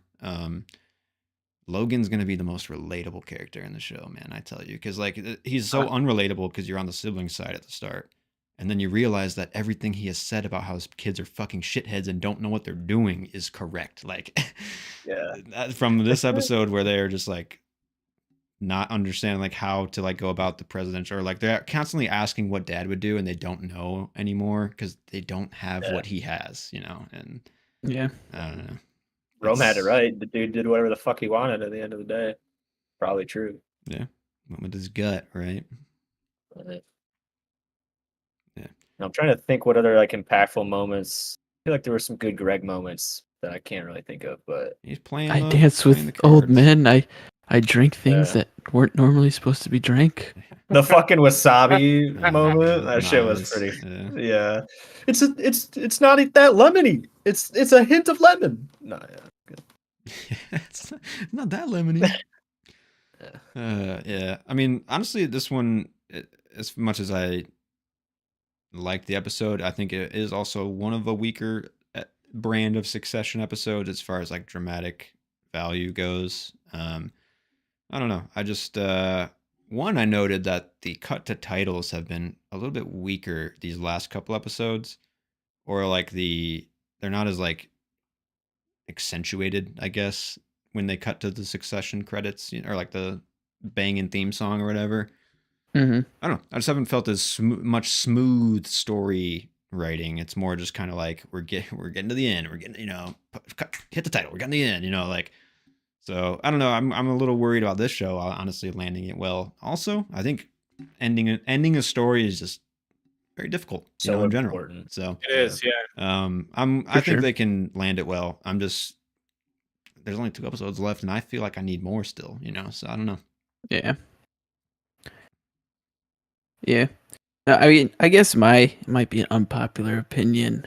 My gripe with this episode was like, Succession has had their own, like, it's been their world, and it's kind of like paralleled and try to dip into our world a bit too much. So it just kind of felt like, I don't know, it's not as clever and as smart of writing. Like, right, but they like, I don't know, spun it in their own way, I guess. It just was like, I don't know, stay in your own world. I get like what they're trying to reflect throughout. I mean, it's always been a reflection, ATN, Fox, blah, blah, blah. Mm-hmm. But they've stayed in their own world enough to where it's just kind of like, oh, I'm in the Succession world. I don't know. Maybe that's just my felt thoughts. them always dipping into reality for like story ideas and stuff like that, and like businesses eating other businesses, like companies buying other companies. They've taken a lot of inspiration for stuff like that. But they stayed far enough out of our reality to where it didn't feel so like slap you in the dick I get type. you. I don't think this is. I didn't get like our reality vibes because I didn't feel a lot of like Trump shit here. I felt like, I think I read somewhere that they were writing the Mencken character as like a person that could come after Trump. You know what I'm saying? So I was like, oh, I could see this like kind of guy happening down the road. And to me, like it's not about like it's getting too real worldy. It's getting too political, which is like just people don't like to. They don't like to listen to politics, And like I get that. It's exhausting. It's like you don't want to know how shitty the world really is, and stuff like this. And so to me, my worry about the end of Succession here is that they're gonna end in a political storyline when most of the story wasn't political, but now it is. I understand the election is a very climactic event for an ATN network, so I get why, but I understand what you're saying. I think it's more political, and that's why it's like not enjoyable anymore. But that's my thing. Right. Yeah. No, and I think that's the problem. I guess I mean I saw it coming last season when it kind of shows like, oh, they're gonna steer towards this candidate because it'll benefit them, and sure, that's fine. Modern media and media news outlets, they're poisoned. The government's poisoned. I mean, we're all being controlled by the Freemasons, blah blah blah, whatever you want to say. I don't know. I get all that stuff. It's just like, I don't know. I don't want to see it on my CV series, I guess. So that's my grief. No, I get that. I don't know. I felt like this was going to be, by the end of it, I thought it was going to be much more contained. I have the feeling like the next 2 episodes are just going to be the fallout between the family now because of this. Like, it'll be less political because it's going to be like Kendall and Shiv and clear divide now. Roman, and if that did nothing but probably tighten Roman and Kendall together to do what they got to do. I don't know if Kendall's still on the train to like be top dog, take it all for himself. Mm-hmm. Or I don't know. I think Rome kind of proved it to him in this episode that like he's a necessary player. So I don't know. If anything, I think the best thing to come out of this was Shiv finally getting what she deserved there by fucking her brothers. Man. And I think having Kendall find out the way he did, where he just looks at her through the glass, and you're like, oh shit, he did. He found out. That was nice. But I also thought like the political nature of this was smart to use it with the siblings. Like it all comes down to like family interactions, and that's where like the country is now forever changed because of 3 siblings in a room, and that's like the vibe of the whole show. But I thought that the political backdrop of this episode is important, but it also is like instilling the differences of the siblings politically. Like Shiv is clearly like a rational person who wants to save America type of left person, or whatever. And Roman's like this tyrannical, power relishing person who is clearly a right-ended person, like. And so like the backdrop of the argument in this episode, it does boil down to like how these people think and what they actually care about. And so to me, it was like a smart wrapping of political nature and how these characters really think about America. And Kendall's in the middle. He'll go either way if it benefits him more, like. So I don't know. I was trying to find a good way to like encapsulate that thought, but I found a lot of like personal political beliefs in their interactions too, with even if they were saying it was just for other reasons, like clearly. Right. Yeah. No, yeah. There's so much like reading between the lines in this episode for sure. That's what I loved so much about that Kendall and Shiv moment where she's like, you're a good guy, you're a good person, and like immediately I feel like Kendall just thinks about the kid he killed. Like killed, not a good dad, killed a guy, and like his sister is still telling him a good guy. Something that he clearly like doesn't believe or struggles to believe. Which was just like, I don't know. I think this whole show I didn't know it, but like I've been on Kendall's side like throughout all of it, and I think this episode just like, I don't know, just solidified that for me. Where I was like, man, I still feel for this guy. He's clearly got complicated shit, like family shit, business shit, like personal shit, like so his history. So I don't know. to me he's still like the most relatable and like humane character in the show through all aspects, political, all that stuff. So I don't know what point I was making there, but I'm curious. So like, I don't know. You guys like say, like this person will end up on top, or like who's gonna end up like on top? Like what do you guys think that actually looks like? Because like, I don't know. I mean, I guess like how do you actually be the successor at this point? Yeah. Like, what's the action that makes you end this? Like, I don't know. Like, yeah. Like how do you end? it. Like, yeah. No, I mean, I guess that's and it's why not just like the end of another episode, you know? That's why I think either Ken completely destroys his familial relationships for the top, or Ken is dead by the end of the show. Like that's, I'm still on the. You still on that, huh? He just wants Kendall in the grave. I don't know. I personally don't think Kendall deserves it either. Look, he's the most relatable and the most suited, but he's also the biggest wannabe of them all and like the biggest like ego guy of them all. I feel like, so I don't think he really. I don't want to see him at the top either, honestly. But. Really, I would say if anybody deserves it, I think Kendall. I mean, this is like his life goal, you know. Mm-hmm. So, and I think maybe he might have a vision for what can be, even though he spews about a lot of bullshit. I just feel like he'll land the plane. Tasty morsels that everybody wants. Yeah. I just think if you give it to someone like Roman, he just doesn't know what to do with that power, and then Shiv is too emotional with it. But then Kendall is like, I don't know, he has a good idea of where he wants to be. It's just a matter of tripping all the way up the stairs to get there, you know? So yeah, this was clearly like an emotional choice for him in this episode where it's like otherwise, you know, who fucking knows? Kendall probably could have made a different call and it would have, for him, it might have just worked out. Like, well, if he made a different call, you know, he couldn't go through with the buying Gojo and all that shit, so... Yeah, I mean, you know, strategic. Like Kendall that I can't like get behind is like he says it's all for other reasons, like his kids and all that shit. But and he is it's not. Yeah, I mean, he put in power a madman. You know, like he doesn't give a fuck. Like I don't know. Everyone's unlikable in the show, so it's really about who's the least unlikable. But it's like an actual election, dude. Right. Fucking lesser of two evils here. Honestly. Yeah. No. Pick your Satan. For real. But that it for asphyxiation? Oh, I think so. That's all I got. Well, one more talk, yeah. Yeah, but I think this director's dive will be breaking the first and second rule if we speak about it. It's true. So should we speak about it? Just gotta cut short here. Breaking the rules, right? Yeah, you're right. Talking about it. Just let go, man. Just let go. Just let it go, dude. Fuck yeah. I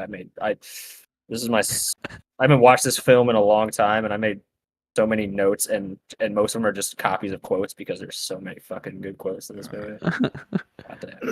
Well, let's get into it then, huh? Yeah. What dive is this? Number 4 of Fincher? Yeah. Number 4 of David Fincher. We're in it now. We're balls deep. Yeah, we're getting into the meat now. We're in the grime. Like, talk about grime. Goddamn.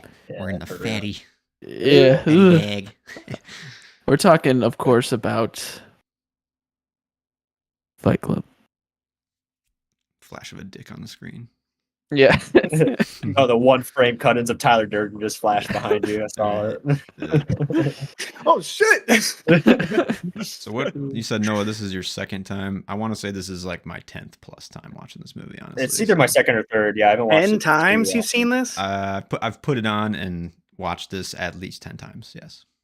Holy shit. Yeah, it's my second time. Nice. So when I put it on, my wife said, "Why are you watching this again? You've seen this a million times." And I said, I want to watch it again, I guess. I don't know. What did you guys come out with on this watch through? How'd you guys like it? Well, my top of Fincher that I'd seen was Zodiac, and this watch through made me consider I might push this one as my favorite so number one. Eh? Really? Okay. Interesting. New number one, yeah. So for me, I think like as a movie, it was good. And I wanted to like it, But I actually, I like by the time the end was coming, I'm like, wow, I kind of just want this to be done. I'll explain later, but when you guys can go. Yeah. What about you, Alex? How do you like this one after watching it I many mean, times? It's fun. I like picking up little things that the allusions to Tyler Durden from like the very start that you just catch every time. Like even the first, I want to say it was like one of the first things he says when he takes the gun out of his mouth. It's just like it tells you basically that they're the same. Yeah. Mm-hmm. So it's just like I don't know. That was the one thing I picked up this time was that first like Tyler monologue. That one, right? Something. Yeah. That's what I took away from this, 69th watch through that I did here, where I was just like, okay, cool. That was cool. So yeah, I don't know. It's fun, crazy. It's chaos. It's yeah. It's so layered, man. Oh yeah, go. Very. I mean, I've like I said, seen it a lot. And I've always had it consistently at 4 stars. I was like, that's a great movie, and everyone should see that movie, and that's one of Fincher's good ones, Yeah, I don't know, something this watch through. I don't know why, because it took me 10 to like think that this is a perfect movie. Honestly, I don't think I would give it. I'm on the board with what you're saying. No, I think this is a 5-star movie. I don't know if it's his best because Social Network is godly, but this is easily one of his best. I don't really have a lot of gripes other than the story gets kind of like repetitively grossness. But I think the story and the execution of this is fucking phenomenal, man. I have more notes, but this movie is fucking great. I don't know. Yeah. No. It's so well executed too on how he layers. I don't know. If you're watching it for the first time, you might not catch that they're the same and like all these things that he's saying are alluding to this. So I just think it's very well put together. And for that time period when it came out, it's probably just a mind fuck for anybody who 100%. Saw it, Really? So. What I was noting too is like any movie that tries to do like this type of thing nowadays, obviously we know it a little more, but the way that they hint at stuff and the way that they go about like teasing how a twist could happen like this, Fight Club doesn't.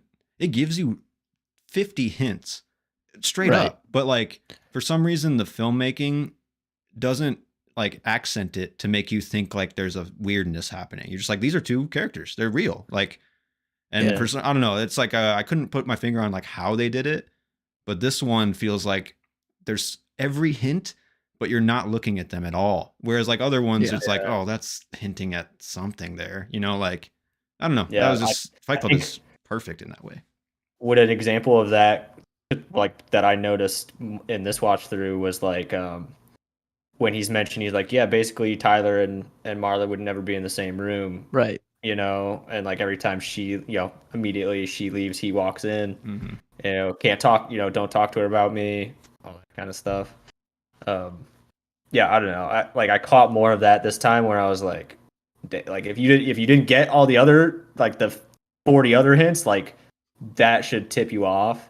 Right. And if you didn't catch when he said this conversation is over, like that's just like slap you in the face. Like it starts to pay attention. Obviously, a little more, and like Tyler's not here. Tyler's not. He went away, and who the fuck are you talking to? Martha's like It starts to snowball. Like the hints start to become more blatant, but which just goes into the layers of it, man.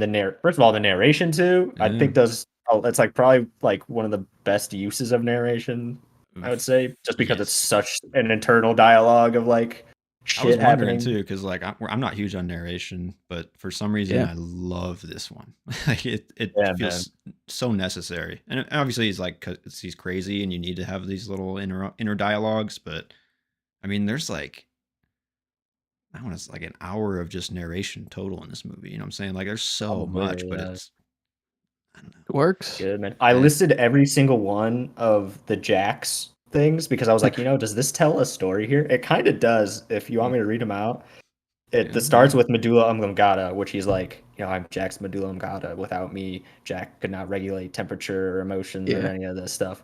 I was like, that's like just the perfect setup for this character because he's clearly fucking like bipolar nutso. Yeah. And then it goes to colon, then it goes to raging bile duct, then it goes to smirking revenge, inflamed sense of rejection, and then broken heart at the end. Which is like, I don't know, there's so much this is a movie that I was like psychologically analyzing, the whole time, because it kind of begs you to do that, I feel like. Which is why I think, like you were saying, Alex, like you can pull so much from this even after your fucking 69th watch through. So why did you not like it, Joe? I'm just curious this watch through. So, like I guess I've just been listening to what you guys have been saying, and like I agree with all of the things that you've said. Like all those things were good. I feel like, I mean, this watch through, I know Brad Pitt's not real. I know that he's like another personality of Edward Norton, basically. But like, I guess before I get into it, I'll just ask you guys, what do you think is supposed to be like the main takeaway or main takeaways like after watching this movie?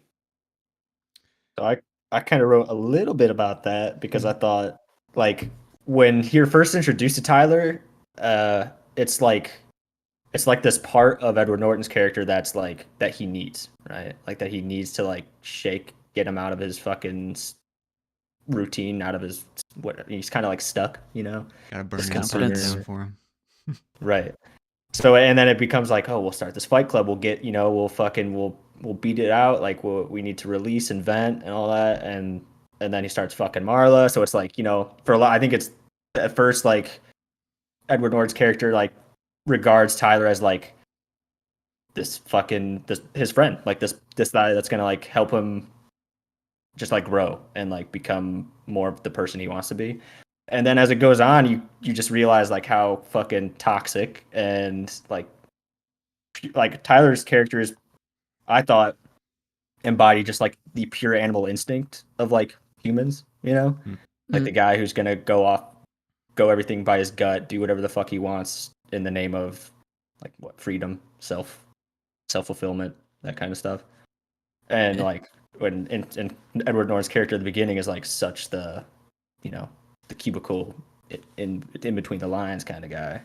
It's like Edward Norton has a governor and then Brad Pitt takes it out and he just cranks it to 11, Yeah. And he just goes off the rails. And, it's you can have this boring lifestyle and that's fine. It might feel mundane, but there's a reason that the world can't be chaotic, I guess. Right. By the end of it, that's what I took. I was like, he killed this part of him that, he needed at one point, but now he realizes like he can live without. Mm-hmm.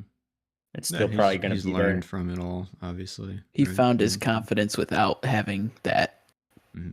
Right. To me, relying on pure instinct, relying on pure, that kind of thing.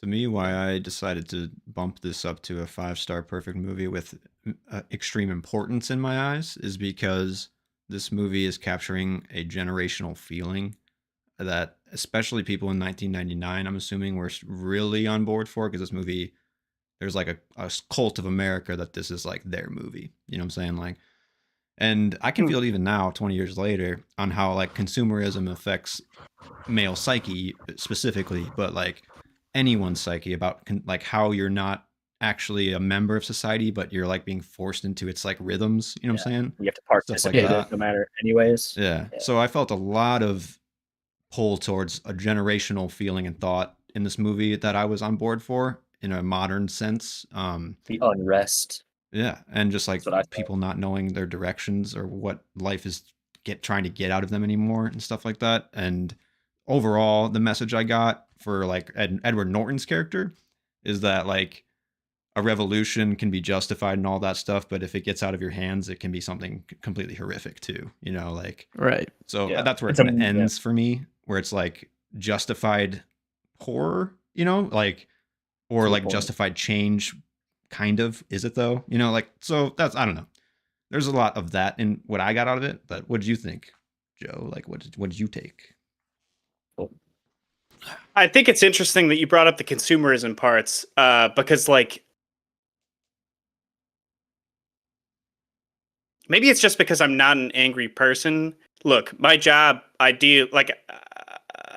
look over patents for new inventions. I see all the shit that the new companies are just pushing out every year because they just have to push around some new fucking, like, they just have to push around money products. And like, you know, that's just like how the fucking world works now. You have to keep putting out, like, endlessly putting out new products, and like that reinforces consumerism. But I don't view it as like consumerism tells you how to think.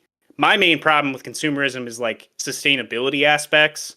And like, because I mean, it's clearly not sustainable. You're just putting out a bunch of random shit for no reason just to move money around, because that's just how the system works. When you can put out one thing, but you put out 5 different things that do the same thing. So like, I guess like that's like personally, that's maybe that's just like my views. So maybe that's why I didn't necessarily agree with that part, because like I feel like that's like kind of where it starts for Edward Norton, is like at his job he realizes that like consumerism is like telling you how to think, and also his job is like just some fucking corporate bullshit where like obviously this company doesn't care about the people that are driving their cars. I mean, like if it costs like more to fix it than like it will be in a lawsuit, then like they're not gonna do it. Right. So like all that I understand. And like then he can't sleep, so he goes to all these support groups because the doctor tells him to do that, and like he cries, and that's how he can get to sleep. Then he even learns like meditation like in those classes, and later in the movie he tries to use those, and Brad Pitt like negatively reinforces him in a way like to focus on the pain. Like I feel like all Brad Pitt's character does is like reinforce like toxic masculinity and all these things that like are not healthy, mentally healthy for you. And I feel like that's mainly why I didn't like the movie, because like I feel like it's just so fueled with toxic masculinity. I feel like this movie was written by like an angsty teenager. Like I understand like there are a lot of cool things with this, and like if you didn't know that Brad Pitt was a figment of Edward Norton's imagination, or like a different consciousness, like in Edward Norton, because like I don't know, I'm assuming he has multiple personality disorder. Like yeah, that's cool. Like finding that out for the first time is like really interesting, and like you guys said, like they left all the hints for you, you just like probably didn't put it together, because like I feel like it's so well hidden, like with the twist. But I don't know, as the movie goes on, I feel like it just like devolves into like, yeah, like it just kind of, the toxic masculinity just kind of like festers to like everybody else. Even that guy from the fucking support group, Meatloaf, fucking showed up, got his fucking brains blown out by the police, and or Jared Leto, and I don't know. I just like, I mean, I get at that point, I feel like it just got way out of control. And then like there's that scene you brought up, Matt, when they're in the car and Brad Pitt asks Edward Norton like what he wants, because he asked the 2 guys in the back seat what they want. They automatically knew, and Edward Norton didn't know. And even at the end of the movie, like because Brad Pitt asks him again when they meet up in that building with the bomb, because Edward Norton's trying to deactivate the bomb in the van, and like I feel like it's still unclear like what Edward Norton actually wants by the end of maybe you guys could explain that to me, but I don't know. I don't think he really knows either, though. That's where I end on it, you know. But I guess, like, I mean, and I don't know. I guess to a certain degree, I can relate to that.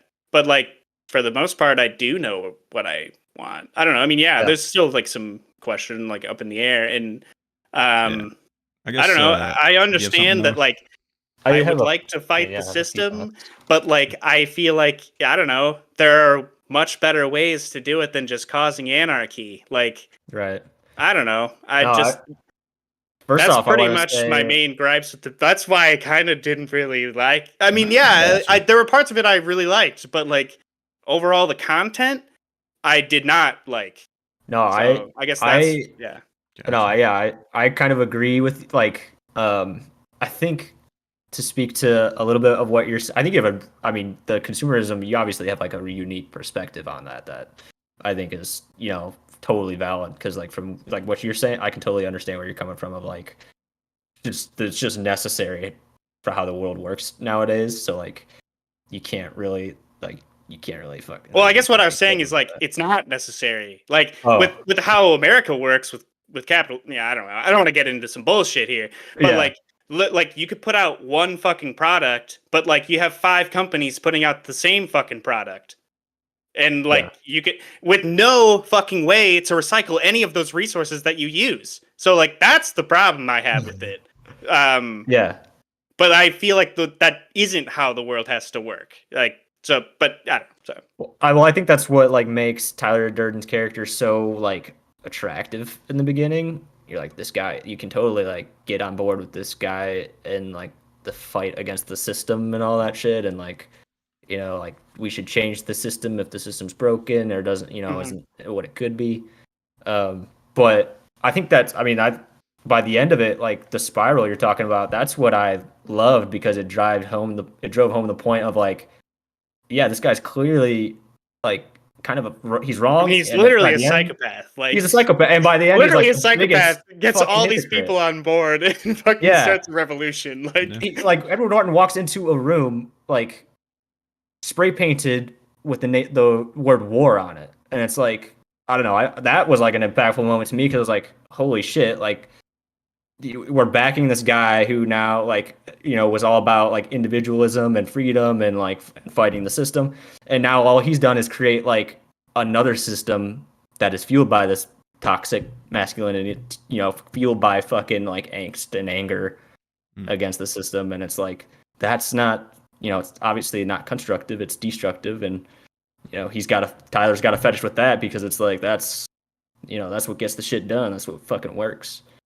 Yeah, I mean, I don't think it glorifies that. I mean, you might think it does. I think it shows the repercussions of the animalistic behavior of, you know, just going out and beating the fuck out of everybody. And that's what I liked about it, because at the end you're like, oh no, this isn't, I shouldn't be rooting for this guy. Because I guess like that was what I was questioning, because I couldn't tell, I guess, if the movie was like glorifying it or telling you not to do it. So like that's I don't know. Well, where that's I kind of like when it came out seemed in like a fine line. Yeah, I think there was I also want to people of audience. You just said 1999. This actually, what they did isn't possible today because of the internet. So like, what they even did is not. You couldn't even do it today. So like, that wouldn't work if you blew up those 11 buildings where they keep the fucking records of like your debt. Because I mean, like everything's connected by the internet now. So if you blew up a couple buildings, I mean, it would still be somewhere. Well, it worked back in '99, though, right? I mean, oh yeah, you're right. Yeah, a bit dated, I suppose. But I can see where you're like, I can see the gripes, because in '99, I think a section of the audience that really latched on this movie didn't get those hints. You know what I'm saying? Like, they took it at face value, and it's like, let's start a fight club, let's fucking rally against, you know, like, I get that. I think you guys all encapsulated the point pretty well, but I just wanted to say that, like, Brad Pitt, like you're saying, the animal instincts, this is an extremist personality that came into his mind and he is going for the ballsiest things, because that's not what a person would do, you know, like, and that's what's, like you said, alluring about him, and that's why it snowballs. Yeah, I don't know. You have to like view Brad Pitt's not as like a person to listen to, but as a person that's like affecting Edward Norton's character. That's kind of how I saw it, but it's clear he gets so many people to follow him, so he's, you know, a charismatic guy. You know, he taps into something true, honestly, which is like, we are outside of our animal norms, like, and then to get back to like the roots of like I don't know. I mean, that's why the movie's so great. Is like, you got to give it to Tyler when he goes and he puts the gun to the guy's head and tells him to go become a veterinarian. It's so fucked up and outside of what you should do, but in his fucked up mind, he's bringing good to the world, you know, like, and I don't know, I can get behind that mindset, even though I don't agree with it. So like, I find the balance of the movie to be pretty cool. And in the end, like you guys said, I think the message is there. If you take it the right way, you can see it. If you view it, that's another thing I want to say that I agree with you, Joe, is like, the reason I came out a 5-star movie this time is because this movie, I think, goes through like cycles for me of like, it's kind of edgy and kind of like, is it really like that fucking good? And then this one is like, this is fucking so fucking good, you know, like, so I think I've kind of like gone on the wave depending on maybe my personality at the time or something, you know, like, I mean, also, I mean, like, we were talking before the stream. I mean, like, about just like work and shit. So I mean, like, I don't know, maybe the that pressures of has society. something to do with it too. I mean, like, Dude, I don't know. I've started vaping because I get stressed at work now. Wow. I just need to get through the day by the end of it. Yeah, it's bad. Bad. You I gotta don't pick know. up a more satisfying hobby like drinking. I did buy a lot of liquor. Yeah, right. I fucking wish. I guess like outside of like the major themes, which is a pretty good discussion, I thought, but I don't know, just like strictly Fincher. I'm trying to kind of like get into like that guy's mindset on a directing level too. And one, he loves his opening sequences. I don't know if you've noticed. Maybe it's a vestige of like the 80s, 90s. I think he drops them eventually, but he does. Like, I mean, because Seven had. I mean, I feel like that was a classic '90s shit. Right. Like for I Seven. mean, I don't know. I didn't mention this when we talked about Seven, but opening with the song "Closer" by 9 Inch Nails, but just putting "Closer to God" instead of the rest of the song. I was like, well, I would have never thought to use a song in this nature, but yeah, more to you. Yeah. But yeah, and then Succession vibes with the game and right. Yeah. I think Alien 3 had one too. And I when don't Girl even with the Dragon Tattoo, I'm pretty sure if I remember correctly, that like everyone talks about the Daredevil intro, but like Girl with the Dragon Tattoo does it first, if I remember correctly. Okay. So I could be wrong, but I'm Yeah. pretty sure the intro sequence is like that waxy Yeah. Okay. intro. So I mean, I respect a good intro sequence. Can't go too long in my opinion, but if it's got some good vibes, some good music, I'm down with it. Yeah, I don't know. I mean, for me personally, I mean, I guess I could take it or leave it. Yeah, if it's interesting, sure. But I mean, also, I'm kind of just like, I mean, aren't we gonna watch these credits at the end too? Like, I don't know. I mean, maybe that's bad to say, but like, I don't know. Like, most movies don't do them anymore. That's for sure. I think he like specializes in that just because I mean he started with like music videos, so I think he like kind of that's why they've all gets into it pretty quick. Pretty good, right? Yeah. I think he went back to some Seven roots in filming. There's a lot of shadowy darkness and grime in these shots. Yeah. The rain. Every shot. Yeah. Man, or the basement. There's like a foot of water down there all the time, and they're like fucking. They got to turn on and off the power. Right. Yeah, it's just nasty. What a nasty house. Yeah. Man. Oh my god. It's always raining too. Like always. Like. I know in Seven when he had it raining all the time, he was like, "Now we don't have to fuck with like lighting and the weather changing. It can always just be fucking raining." Damn. So maybe he was just like, "This is easy. Let's keep doing it, boys." Right. So. It does set like an unease to the film, like just in general. Like you can never get sunshine, So I don't care how Marla, how like impoverished she is, going to that house and fucking and just sleeping there. I think I would fuck and then go back home and sleep. Right. Like her place wasn't much better. I mean, much better. I just feel like her bed's a little cleaner. I don't know. But man, I will say it. Like a couple things, like with the soap too. How basically like I don't know, just for what it takes, like the process of making soap. I don't know. You get like necessary ingredients for making explosives too. I feel like that was pretty witty. I mean, I don't know. I liked that. Nitroglycerin. I was kind of walking through that. Yeah, I didn't really catch that before. I don't think, but yeah, I don't know. I thought that was pretty interesting. Ease it up for you. Yeah, it does. And that fatty scene is magic. Dude, I don't know why. I'm just like when it got caught on there, I'm just like, just fucking leave it, like right, ditch it, right? Fuck it! It's got a stink in that house. Like, are they just like immune to the scent of just fat? Yeah, dude, fucking sweat and God, wood chips. Yeah. I wrote down also. What's that?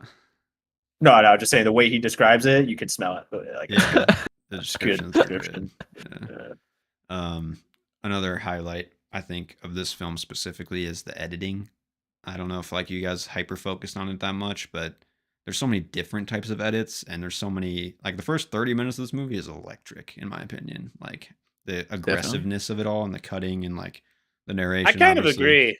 Yeah. Yeah. It's instant to me, like the hook, and it hooked Emily too, which I didn't think this movie would hook her, but she was on board the whole movie to watch because there's a mystery there that you want to kind of get behind too. But yeah, I don't know, the editing. Obviously, there's like little frames of dicks, but there's good transitions throughout and good like stylized edits. Like when he's doing the "We Are the Ever" or the all singing, all dancing, it's like this like reverby like film stock type thing, and I'm just like, I don't know, good shit.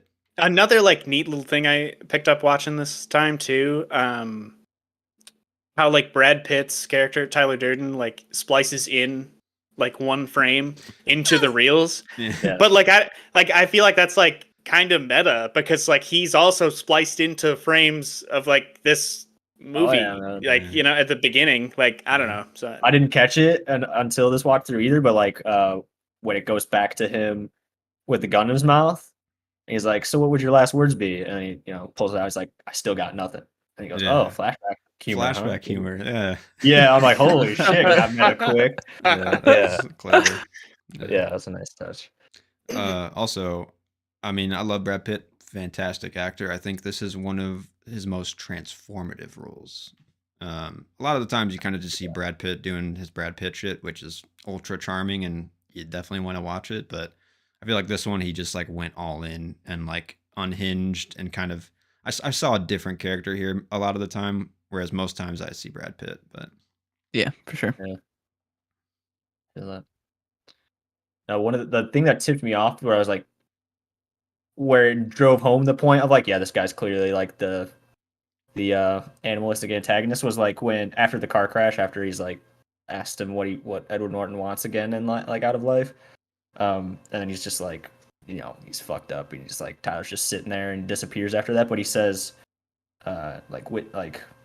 witness like or think like envision you on atop the Sears Tower witnessing tiny figures sowing corn and cutting venison down below. It's like clearly, it's like this guy is out of clearly out of touch. You should not be listening to this influence, like horrible influence. Like, so I don't know. That really drove home the point of like, bang, I'm gonna kill this thing, this horrible part of me, and get rid of it. Yeah, I also like. I mean, well, I don't know. I guess Edward Norton's a crazy person anyway, but like, I mean, I don't know. It like went out the fucking back. I guess like, is that like subconsciously just like Edward Norton like from shooting himself? That's why he got rid of Tyler, like Brad Pitt, or like because like I guess like I also didn't really understand that like after he like shot into his like Brad Pitt just wasn't there anymore, and I'm like, why? Like that's a gripe that I couldn't get behind. Like it's got to be just a psychological. He took the action, and that's enough. I guess like what I kind of thought because of like how Edward Norton was acting after that, because he seemed like much more calm, cool, and collected. Like you guys said, like he didn't need Brad Pitt's character, like he didn't need Tyler Durden anymore, which I kind of agree.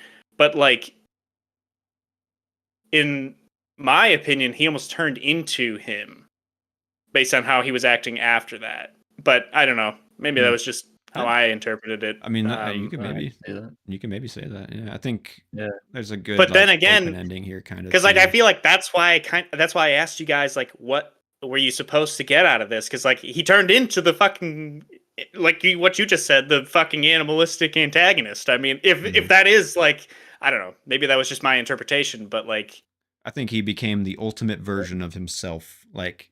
And now he can use Tyler's teachings, but he set all his followers to leave him. Like he wants Marla safe.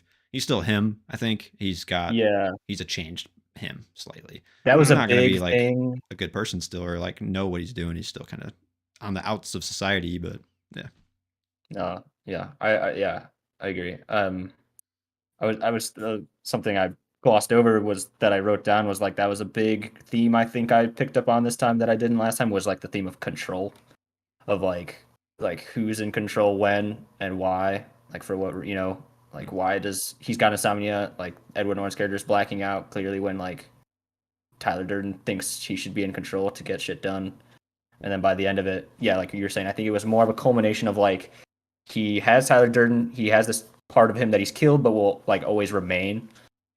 But he's just like he's managed it now. He's figured out that like if he needs it, late. because now buildings are about to come down. Like that's kind of the irony of it all to me. Like yeah, for sure. That's fair. Okay.